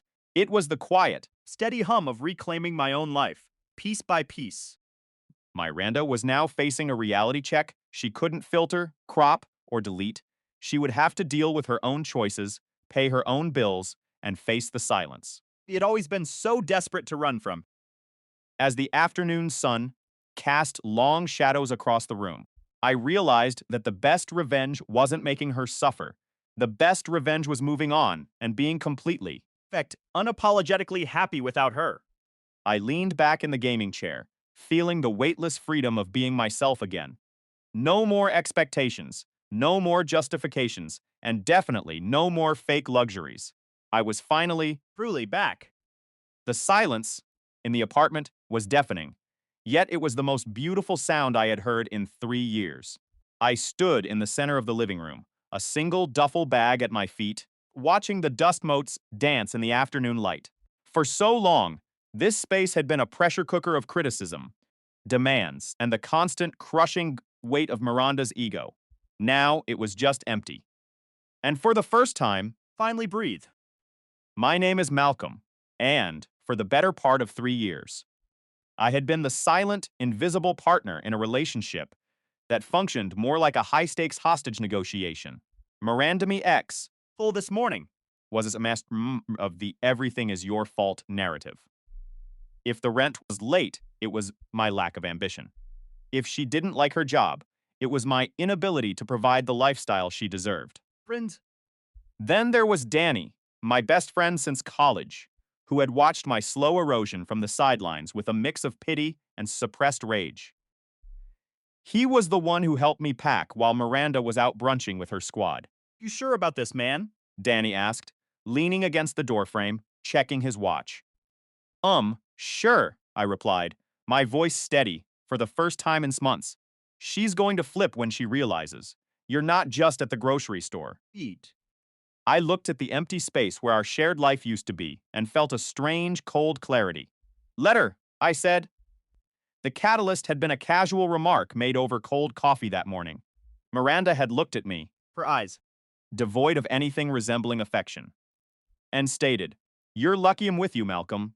You're not exactly my only option, and you should remember that every single day. The realization hit me not like a wave, View debt. but like a sudden crystalline drop in temperature. She didn't love me. She kept me as a placeholder, a trophy that needed regular polishing. I didn't argue. I didn't defend myself. I simply stood up, went to the bedroom. Started packing. When she walked through the door later, expecting a groveling apology for some perceived slight, she found a half-empty closet and a man who was already checked out. "Where do you think you're going?" he demanded. Her voice rising in that shrill register. "I'm leaving," I said, my tone as flat as a dial tone. "You're nothing without me," she hissed, her face contorting into a mask of pure indignation. I didn't reply. Did something. I hadn't done in over a year. I opened Tinder. Not because I was looking for anyone, but because I needed to see what normal people looked like again. Back. Danny peeked over my shoulder and let out a low whistle. "Oh no, my boy is back on the market. Women of the world, be afraid." "Relax," I said, scrolling past profiles. "Just browsing." Within an hour, I had 5 matches. That. 2 of them were complete strangers. But the other 3, familiar faces. One was Kendra, who used to sit at our table during Miranda's exclusive brunch sessions. Another was Tasha. For days leaving comments like your goals, girl. Under Miranda's filtered photos. I didn't message them. I didn't have to. Word travels fast in the shallow waters of their social circle. By that evening, Danny showed me a screenshot someone had forwarded to him. Miranda had posted an Instagram story. "Some people move on fast. Shows who they really were all along." I laughed so hard I nearly dropped my phone. Fast? I mused. Been 24 hours. "Bro, in her world, that's like betrayal level speed," Danny said, grinning. An hour later, my phone buzzed with an unknown number. I picked up. Malcolm. It was Jade, Miranda's few friends. who actually possessed a shred of human empathy. "Yeah. Miranda's at my place crying," she said, her voice strained. "She says you just disappeared. What is going on?" "I moved out," I said. Being it brief. "What? Why?" she said. "You weren't her only option, so I guess I'm just letting her explore those other options," I added, my voice devoid of malice. There was a long, heavy silence on the other end. Then, Jade. Sahida, long, weary sound of someone who had been taking it well. "Malcolm?" "Yeah, I figured," I replied. "She'll adjust, eventually." "Can I be honest?" Jade asked quietly. She kind of brought this on herself. "We've all told her she was being mean to you. She never listened." "I appreciate that, Jade," I said, "but I'm not mad anymore. I'm just done." After we hung up, I sat back on the couch. Watching the rain hit the window. Danny was watching me like a proud coach at a championship game. "You handled that like a boss. No yelling, no begging, no drama." "Yeah," I said, Them. finally playing the one card she never expected. What's that? Silence. The next morning, my phone was a war zone of notifications. Tasha had sent me a message. Got another text from Kendra. Miranda is telling everyone you ghosted her and stole the TV. "Also, I matched with you on Tinder, lol, small world." I chuckled. I hadn't even engaged with Kendra yet, but that one text told me everything I needed to know. Perfect. Carefully curated image was starting to crack under the weight of her own lies. Later that day, Danny came home from work and tossed me a soda. "So, what's the move now?" "Nothing," I said. "Let her keep talking. The more she talks, the more people see exactly who she is." "Cold," Danny said with a grin. "I like it." That night, while we were gaming, my phone buzzed again. Same number as before, Malcolm. It was Miranda. He had borrowed Jade's phone. I sighed, pausing the game. "Hey, Miranda. What is wrong with you?" she snapped. The facade of the heartbroken victim slipping immediately. "You can't just leave me like this." Thing like a total psycho. "Aunt, I'm not acting like anything," I said, my voice eerily calm. "You said I wasn't your only option. Remember? I'm just giving you the space to find the others." Frantic silence on the line. You're such an. "Bye, Miranda." I hung up before she could finish the insult. 2 hours later, Jade texted me again. She's crying again. Says she can't pay the rent. Thing. I told her to chill. Thought you should know. I stared at the message for a few seconds. For the first time in years, the crushing guilt I used to feel for her problems was missing. I just felt free. It was like breathing clean air after being trapped in a smoke-filled room for 3 years. Apparently, freedom had an alarm system, and Miranda wasn't done trying to drag me back into the chaos. 2 days later, I was at work. Exit. deep in the middle of a network repair in the university's psychology department, when I got a call from reception. "Hey, Malcolm," the receptionist said, her voice hesitant. "There's a woman here asking for you." Her name is Miranda. I froze. Describe her. Tall, long brown hair, big sunglasses, very loud. Yep, that's her. "Yeah, I don't know a Miranda," I said, my voice flat. "Please ask her to leave." "Copy that," she said, sounding like she was trying to suppress a laugh. I walked over to my office window and peeked out a few minutes later. Sure enough, there she was in the lobby, waving her hands and arguing with security. She was pointing toward the elevators, shouting my name. "Malcolm! You can't just ignore me! We need to talk!" Security escorted her out while a group of students stood by, filming the whole spectacle on their phones. I just stood by the window. Watching. Her stomp across the parking lot like an angry toddler who had been denied candy. 10 minutes later, my phone rang again. An unknown number. Against my better judgment, I answered. Malcolm. "It's Mrs. Carrington," her mother said, her voice strained and soft. "What is going on with you and Miranda?" She came home crying. "Hi, Mrs. Carrington," I said, remaining polite but utterly exhausted. I moved out. She said, "You just disappeared." She also said, "I was a man who doesn't get to have an opinion," I replied calmly. "I decided to test that theory, and, as it turns out, I have the opinion that I deserve peace." "Oh, Malcolm," She sighed. "she's saying she can't afford the rent." "I know," I said. "That's between her and her landlord now. She didn't mean to hurt you," she said, her voice gentle, attempting to smooth over the wreckage. "I believe you," He said. "but meaning well doesn't pay the bills, and it certainly doesn't fix a lack of respect." There was a long pause. "You're a good man, Malcolm," she finally whispered. "I'm sorry for, well, everything." Actually surprised me. "Thank you, Mrs. Carrington. I hope she learned something from this." "I hope so too," she said quietly. After that, I figured the storm would finally calm down. I was wrong. By evening, Deal. Miranda was in full performance mode on Instagram. Some men just can't handle strong women. The comeback will be legendary. Every caption screamed desperation disguised as empowerment. Fusion. Over my shoulder as I scrolled through feed. Bro, shiz one inspirational quote away from selling pyramid scheme vitamins. I laughed. Let her, she's trying to convince herself more than anyone else. Meanwhile. I posted what I actually enjoyed. Gym selfies with no filters. Movie nights with Danny, gaming clips, no drama, no subtweets, just peace. And it drove her absolutely insane. She couldn't handle that I wasn't reacting, that I wasn't fighting back, that I was simply moving on.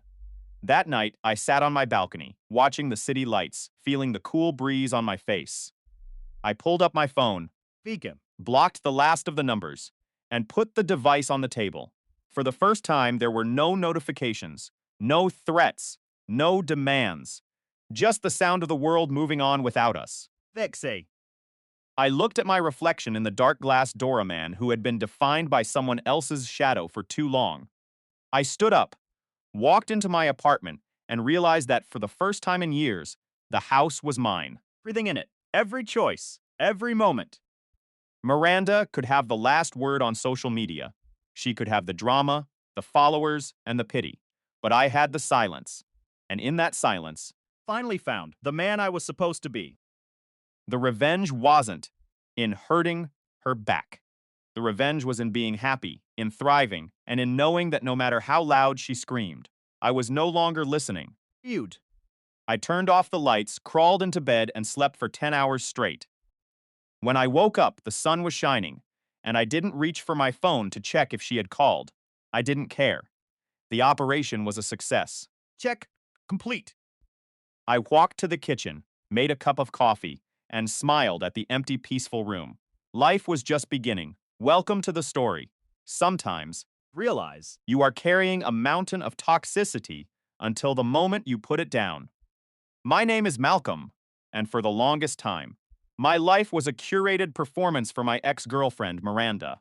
I was living for her. While she was living for her social media feed. Meanwhile, I started posting things I actually enjoyed. Gym selfies without a single filter. Lat night movie. Marathons with my best friend Danny Thanking clips. that were just pure fun. There was no drama, no passive-aggressive captions, just peace, and it drove her absolutely insane. Every single time I posted, someone from her inner circle would message me. They'd say, She saw your story, and she is fuming. Honestly, "Good." Then, Danny got that specific glint in his eye. The one that usually meant I needed to start preparing bail money.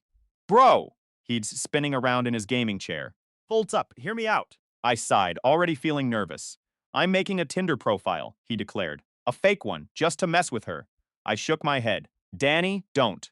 No, listen to me," he insisted. "She wants options?" Give her one. Before I could stop him, he was already typing away. A new profile, new photos. He used some random stock photo guy wearing sunglasses. He set the name to Randy, age 29. The bio read, "Entrepreneur, Travel and confident women. perfect," he said with a smirk. Exactly her bait. Within an hour, Randy matched with Miranda. He showed me his phone like a proud scientist revealing a new species. "Boom," he whispered. She swiped right. "No way," I said, leaning closer to the screen. "Already." "Oh yeah," he laughed. "She even messaged first." He read it aloud. "Hey, handsome, you look familiar." We both burst into uncontrollable laughter. Thing. Danny started chatting with her as Randy. They talked for 2 days straight. She flirted non-stop, dropping subtle hints about how she had finally moved on from a toxic ex. Then, He sent a message that made me laugh so hard I dropped my controller. "Already found my replacement," she wrote. Of course, she had sent the exact same text to me, like clockwork. I didn't even bother to reply. thing. Danny just grinned. Hook and delusional sinker. They planned a date for Saturday at 7 p.m. A fancy's outdoor restaurant downtown. When the time came, Danny sat in his car across the street. Sipping a soda like it was popcorn at a movie. He watched her arrive. High heels, a bright dress, perfectly styled hair. She was scanning every single guy who walked past. At 7:20, she texted Randy, "Hey, I'm here." For two. Danny typed back, "Saw you from a distance. Didn't expect you to look so different in real life." Ill pass. A few seconds later, her body language changed completely. She froze. She reread the message. Face crumpled. She started pacing, muttering to herself, then shouting. She yelled something like, "Are you kidding me?" And threw her napkin on the ground. People were staring. The waiter tried to calm her down, He just stormed out. crying and knocking over a chair on her way to the exit. Danny filmed the whole thing from across the street, laughing so hard the camera shook. He sent the video to me with the caption. Messes with my best friend. When I saw it, I laughed until my stomach hurt. "Bro!" I gasped between breaths. "You're insane," he grinned. "Nah, I'm just loyal." The next day, Miranda posted another story. Thing. "Some people fake being nice, but karma never lies." I just smiled at my phone. Karma didn't lie. It just happened to have Danny's sense of humor. That night, sitting on the couch with a beer in hand, Felt lighter than I had in years. it wasn't because she was embarrassed. It wasn't because I'd won. It was because, for the first time, I genuinely didn't care what she did next. The weight was gone. Completely. For about a week, everything was quiet. Too quiet, which with Miranda meant she was planning something. Sure enough, one morning I woke up to Danny standing in my doorway, holding his phone like it was radioactive. "Bro." He said, "You might want to see this." I took it from him. There it was. A Facebook post, 3 paragraphs long, written by none other than Miss Strong Independent Woman herself. "Some men manipulate you with money. He wrote, They pretend to be generous. But really it's control. That's called financial abuse. I lost everything because I trusted the wrong person." She'd even attached a photo of herself, looking sad on her couch. for I laughed out loud. Financial abuse. She didn't even pay for her own Hulu subscription. Danny snorted. Bro, she couldn't abuse a free trial. For a minute, I actually wondered if people would buy her story. You. This is the same woman who once made an Instagram reel bragging about how her girlfriend spoils her because she deserves it.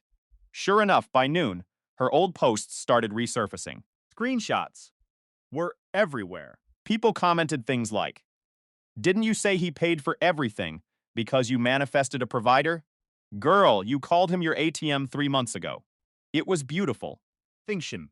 Watching her trip over her own lies in real time was like free entertainment. But Miranda wasn't done embarrassing herself just yet. The next weekend, one of our mutual friends, Lila, hosted a small get-together. I didn't plan to go. But Danny insisted, "Come on, man, she's not going to show. Plus, there's Wings."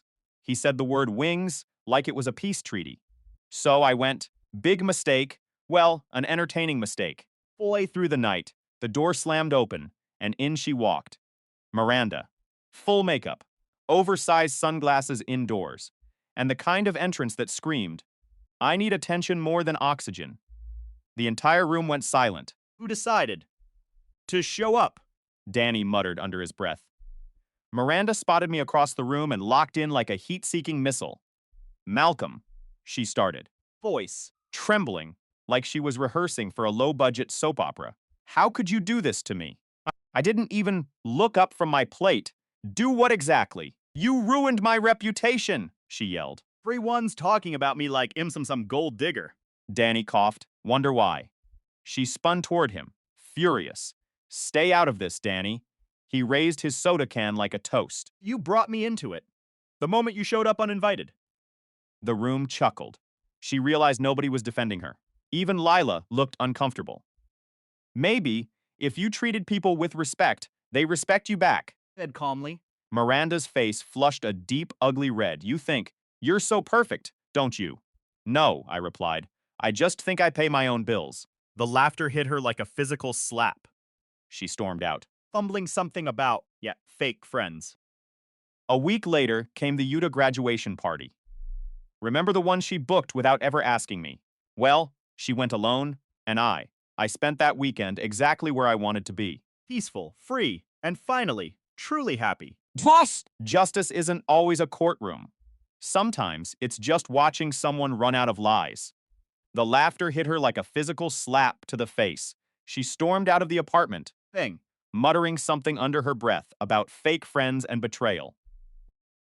I watched the door slam shut and felt a weight lift off my chest that I hadn't realized I was carrying for years.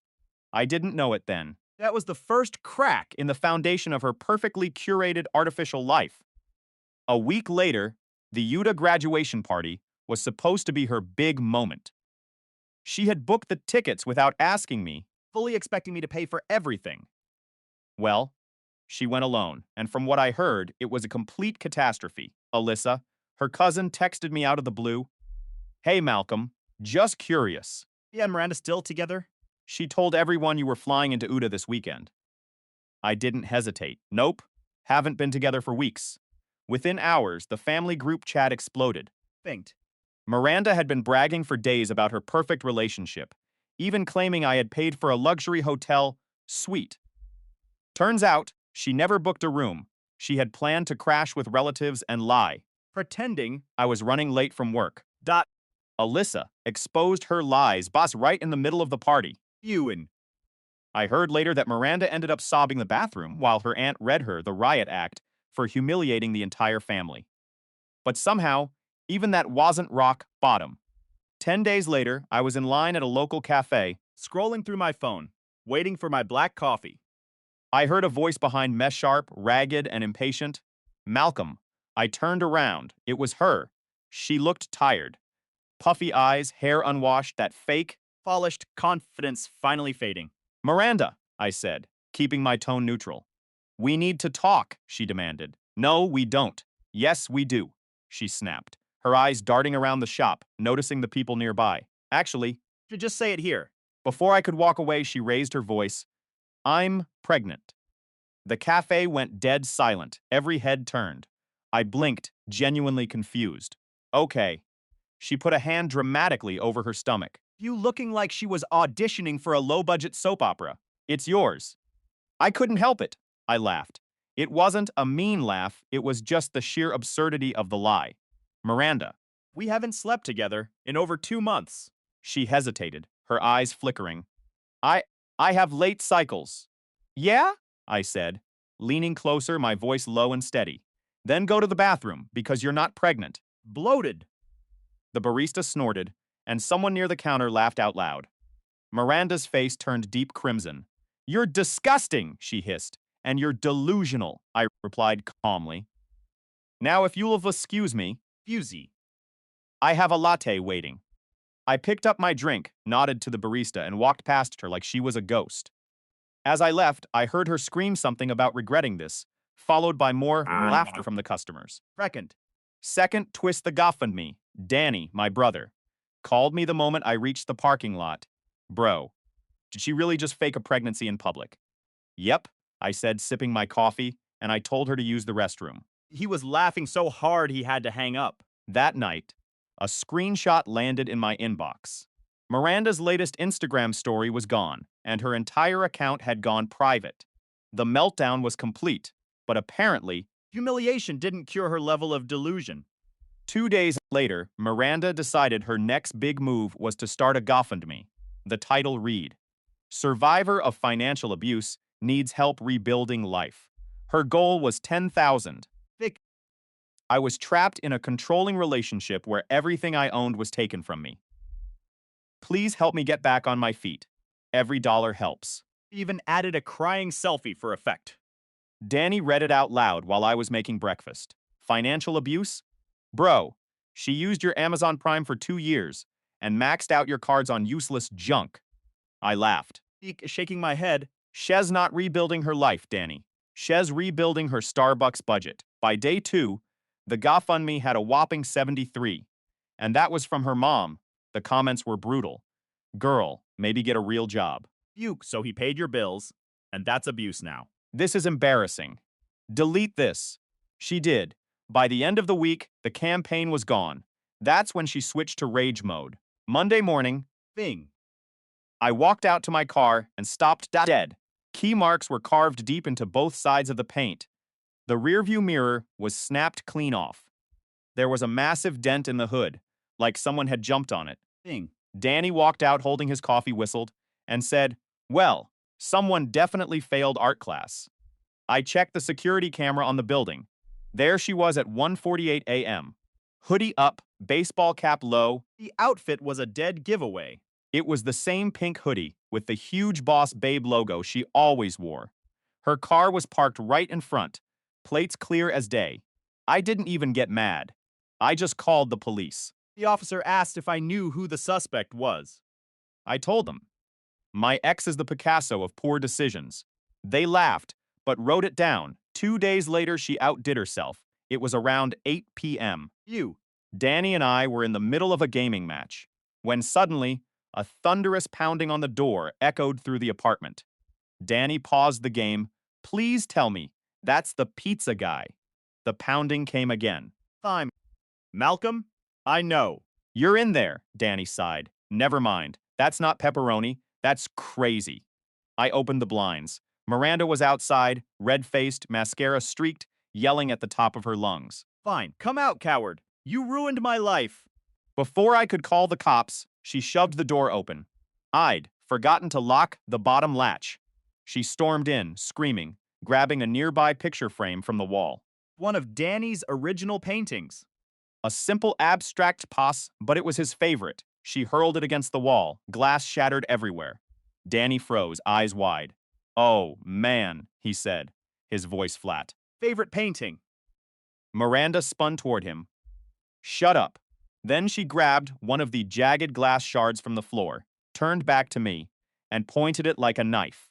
You don't get to ignore me. Danny's voice dropped its usual sarcasm. Put that down, Miranda. She took a step closer, her eyes wild. You destroyed my life. I kept my voice calm, holding my ground. You did that all by yourself. Fusion. Danny was already dialing 911. Yeah, hi. We need police at. Before he could finish, she swung her arm, not at me, but wildly into the air. The shard sliced through the space where my face had been seconds before. That was the line. Danny yelled. Back up, bro.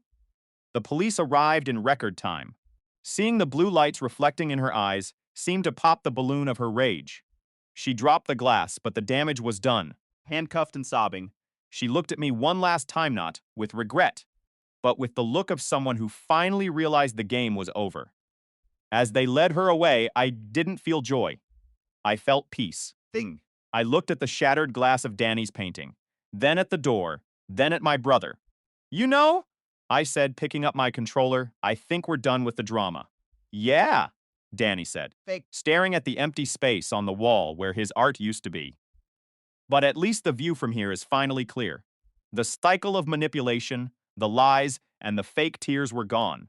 Justice wasn't just served, it was absolute. For the first time in years, The future didn't look like a story I had to survive. thought. It looked like a life I could finally live.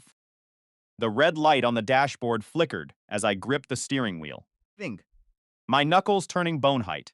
My heart was hammering against my ribs, a frantic rhythm that echoed the shouting match unfolding just inches away from my car door.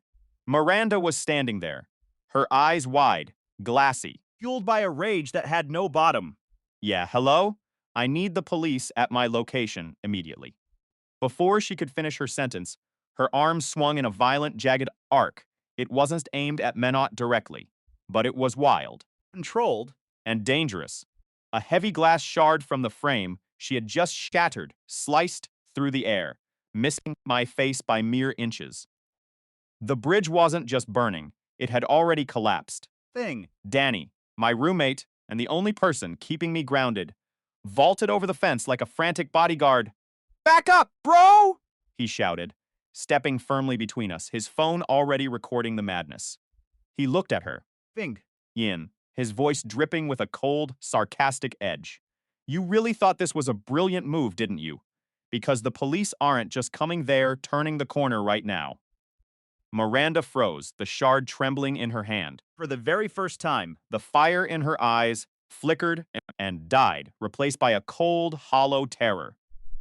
When the distant wail of a siren began to bleed into the silence of the street, she panicked. She dropped the glass stumbling backward. until her spine hit the brick wall, her voice dropping to a frantic, broken whisper. I didn't mean to do it. He made me lose control. He's the one who forced this. You. The cruisers pulled up in a blur of blue and red lights.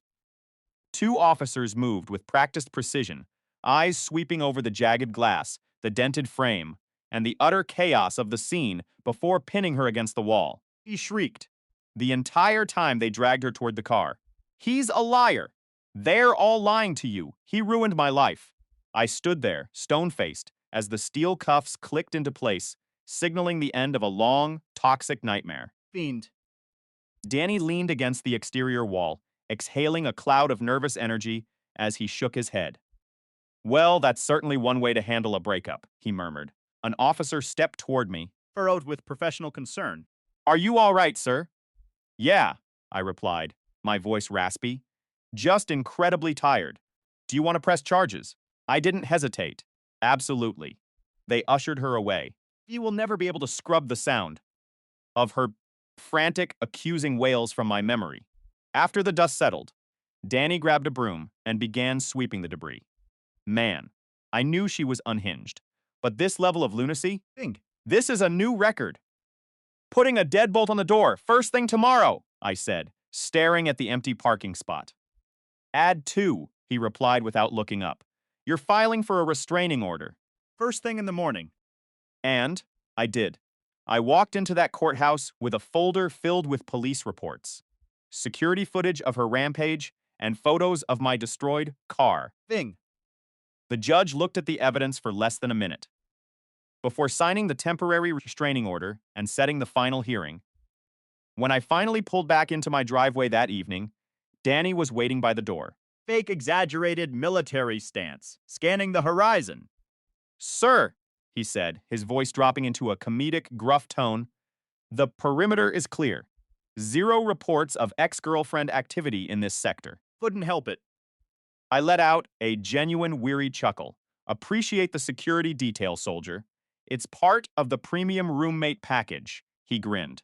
Comes with sarcasm, protection, and pizza. That night, Fake. we sat on the balcony, grease-stained pizza boxes between us, watching the streetlights hum to life. The crazy part, Danny said, staring out at the city, Is that you didn't even do anything extreme? Stop carrying her weight. Yeah, I whispered, the weight finally lifting from my shoulders, and she couldn't handle the lack of a safety net. He raised a slice of pepperoni like a toast to peace, quiet. Official police reports. I clinked my soda can against his to peace. For the first time in years, the word actually meant something to me. Months bled into a quiet, steady rhythm. The drama vanished, Fixed. replaced by the mundane beauty of a predictable life. No 3:00 a.m. screaming matches, no frantic texts, no police sirens. I started waking up early, hitting the gym before the world woke up, Victy. and coming home to an apartment that didn't feel like a war zone. Even my career caught the momentum.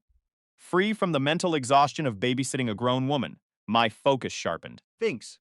I solved a network issue that had been crippling our IT department for weeks. My boss pulled me into his office on a Tuesday. Malcolm, you've been on fire lately. Let's talk about that promotion. Human. That was the day the realization hit. May had wasted years of my life acting as a life raft for someone who was determined to sink. Danny had transformed the apartment into what he called the Bachelor Palace. Sanctuary. Of high-end gaming setups, booming surround sound, and a mini fridge stocked only with energy drinks. No useless throw pillows. No aesthetic clutter. Every Friday night, we'd order pizza, hop on the console. There through games, while talking trash like we were teenagers. Again. It was a movie life, but it was ours and it was peaceful. A few weeks later, I ran into Kendra, one of Miranda's former friends, the same one Thinged. I had accidentally matched with on a dating app before all this hit the fan. We grabbed coffee, the conversation flowing with an ease that felt almost foreign. I cut ties with Miranda a long time ago, she admitted. Everything was a competition with her. She didn't want a partner, she wanted an audience. I laughed softly. That sounds exactly like her. We started seeing each other more, and it was different this time. No mind games. No power struggles. Just two people who enjoyed each other's company. While my life was ascending, the news about Miranda was that it was currently hitting rock bottom. I didn't go digging for information, but in the digital age, Vic found me. one of her old contacts messaged Danny on Instagram. You won't believe this, the message read. Miranda got evicted. After the vandalism arrest, she lost her job, and her parents finally cut her off. Phil. Apparently, she had tried to move in with a guy she met online. But that had imploded just as quickly. She downgraded from stable to chaotic in record time, Danny noted, reading the text over my shoulder. I didn't feel angry. Feel guilty. I just nodded, a sense of finality washing over me. I didn't destroy her. I said simply. I just stopped enabling the destruction. That was the hard, cold truth. Fijid. All I had done was step out of the way of the train wreck she had been driving since day one.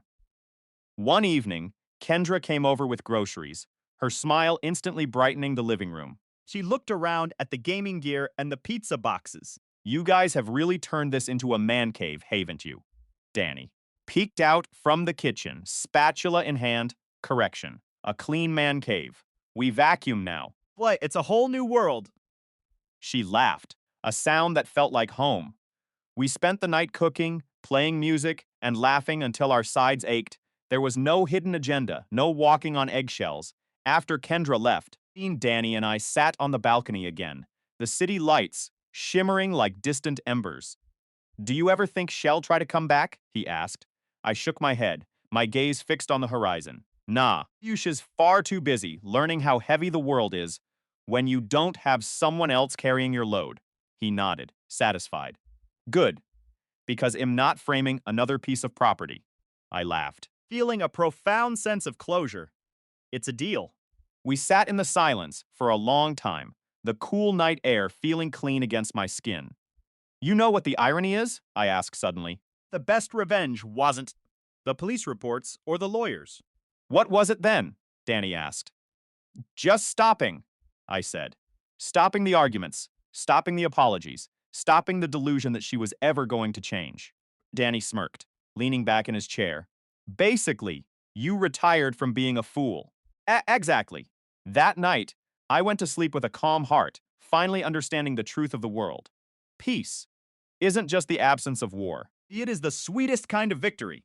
The silence in the kitchen wasn't peaceful. It was suffocating.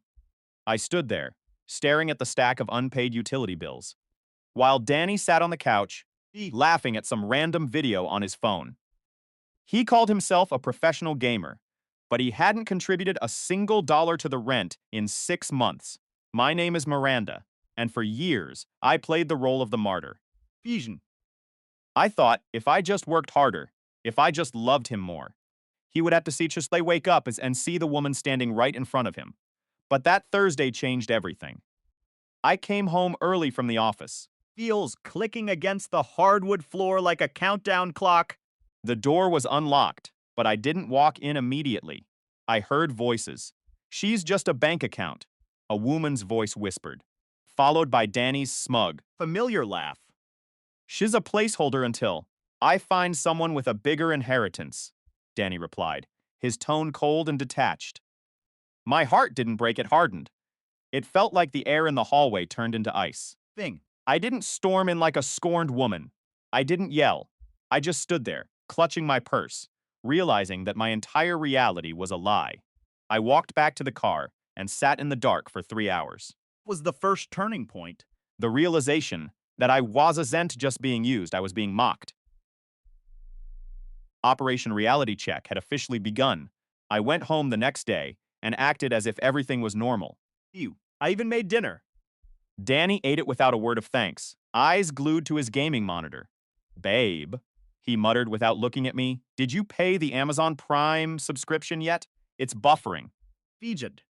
I looked at the back of his head and felt a strange sense of detachment.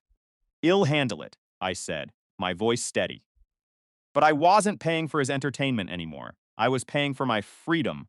Over the next month, Finn. I became a ghost in my own house.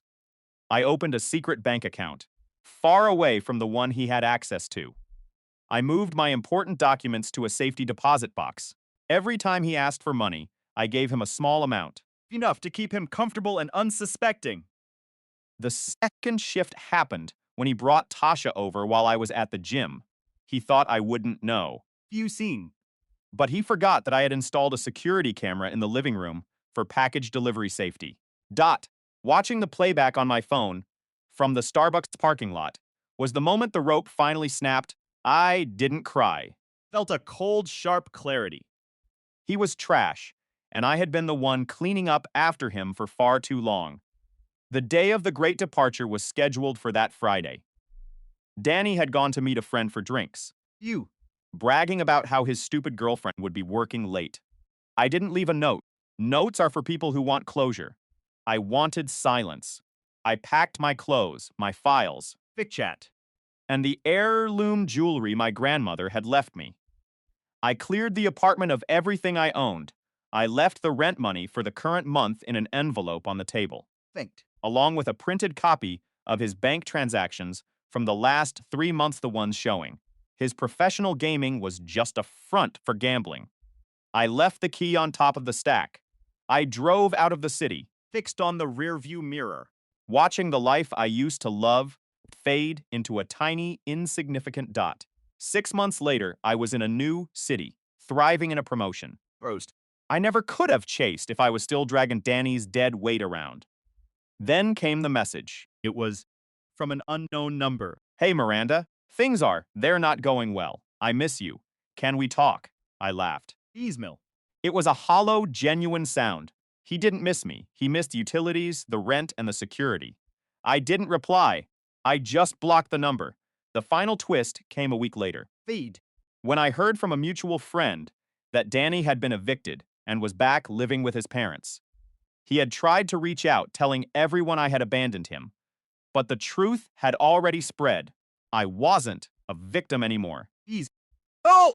I was a survivor who had regained my territory. Peace isn't just the absence of conflict. Peace is the absolute refusal to let someone else dictate your worth. Fend. When you stop saving people from the consequences of their own choices, you finally start living your own life. I never looked back. I never regretted the silence. I walked away, and for the first time in years, the silence sounded like freedom. But If you're hooked on this story, smash that hype button. It tells YouTube this video deserves to be seen, and it keeps even crazier stories coming your way.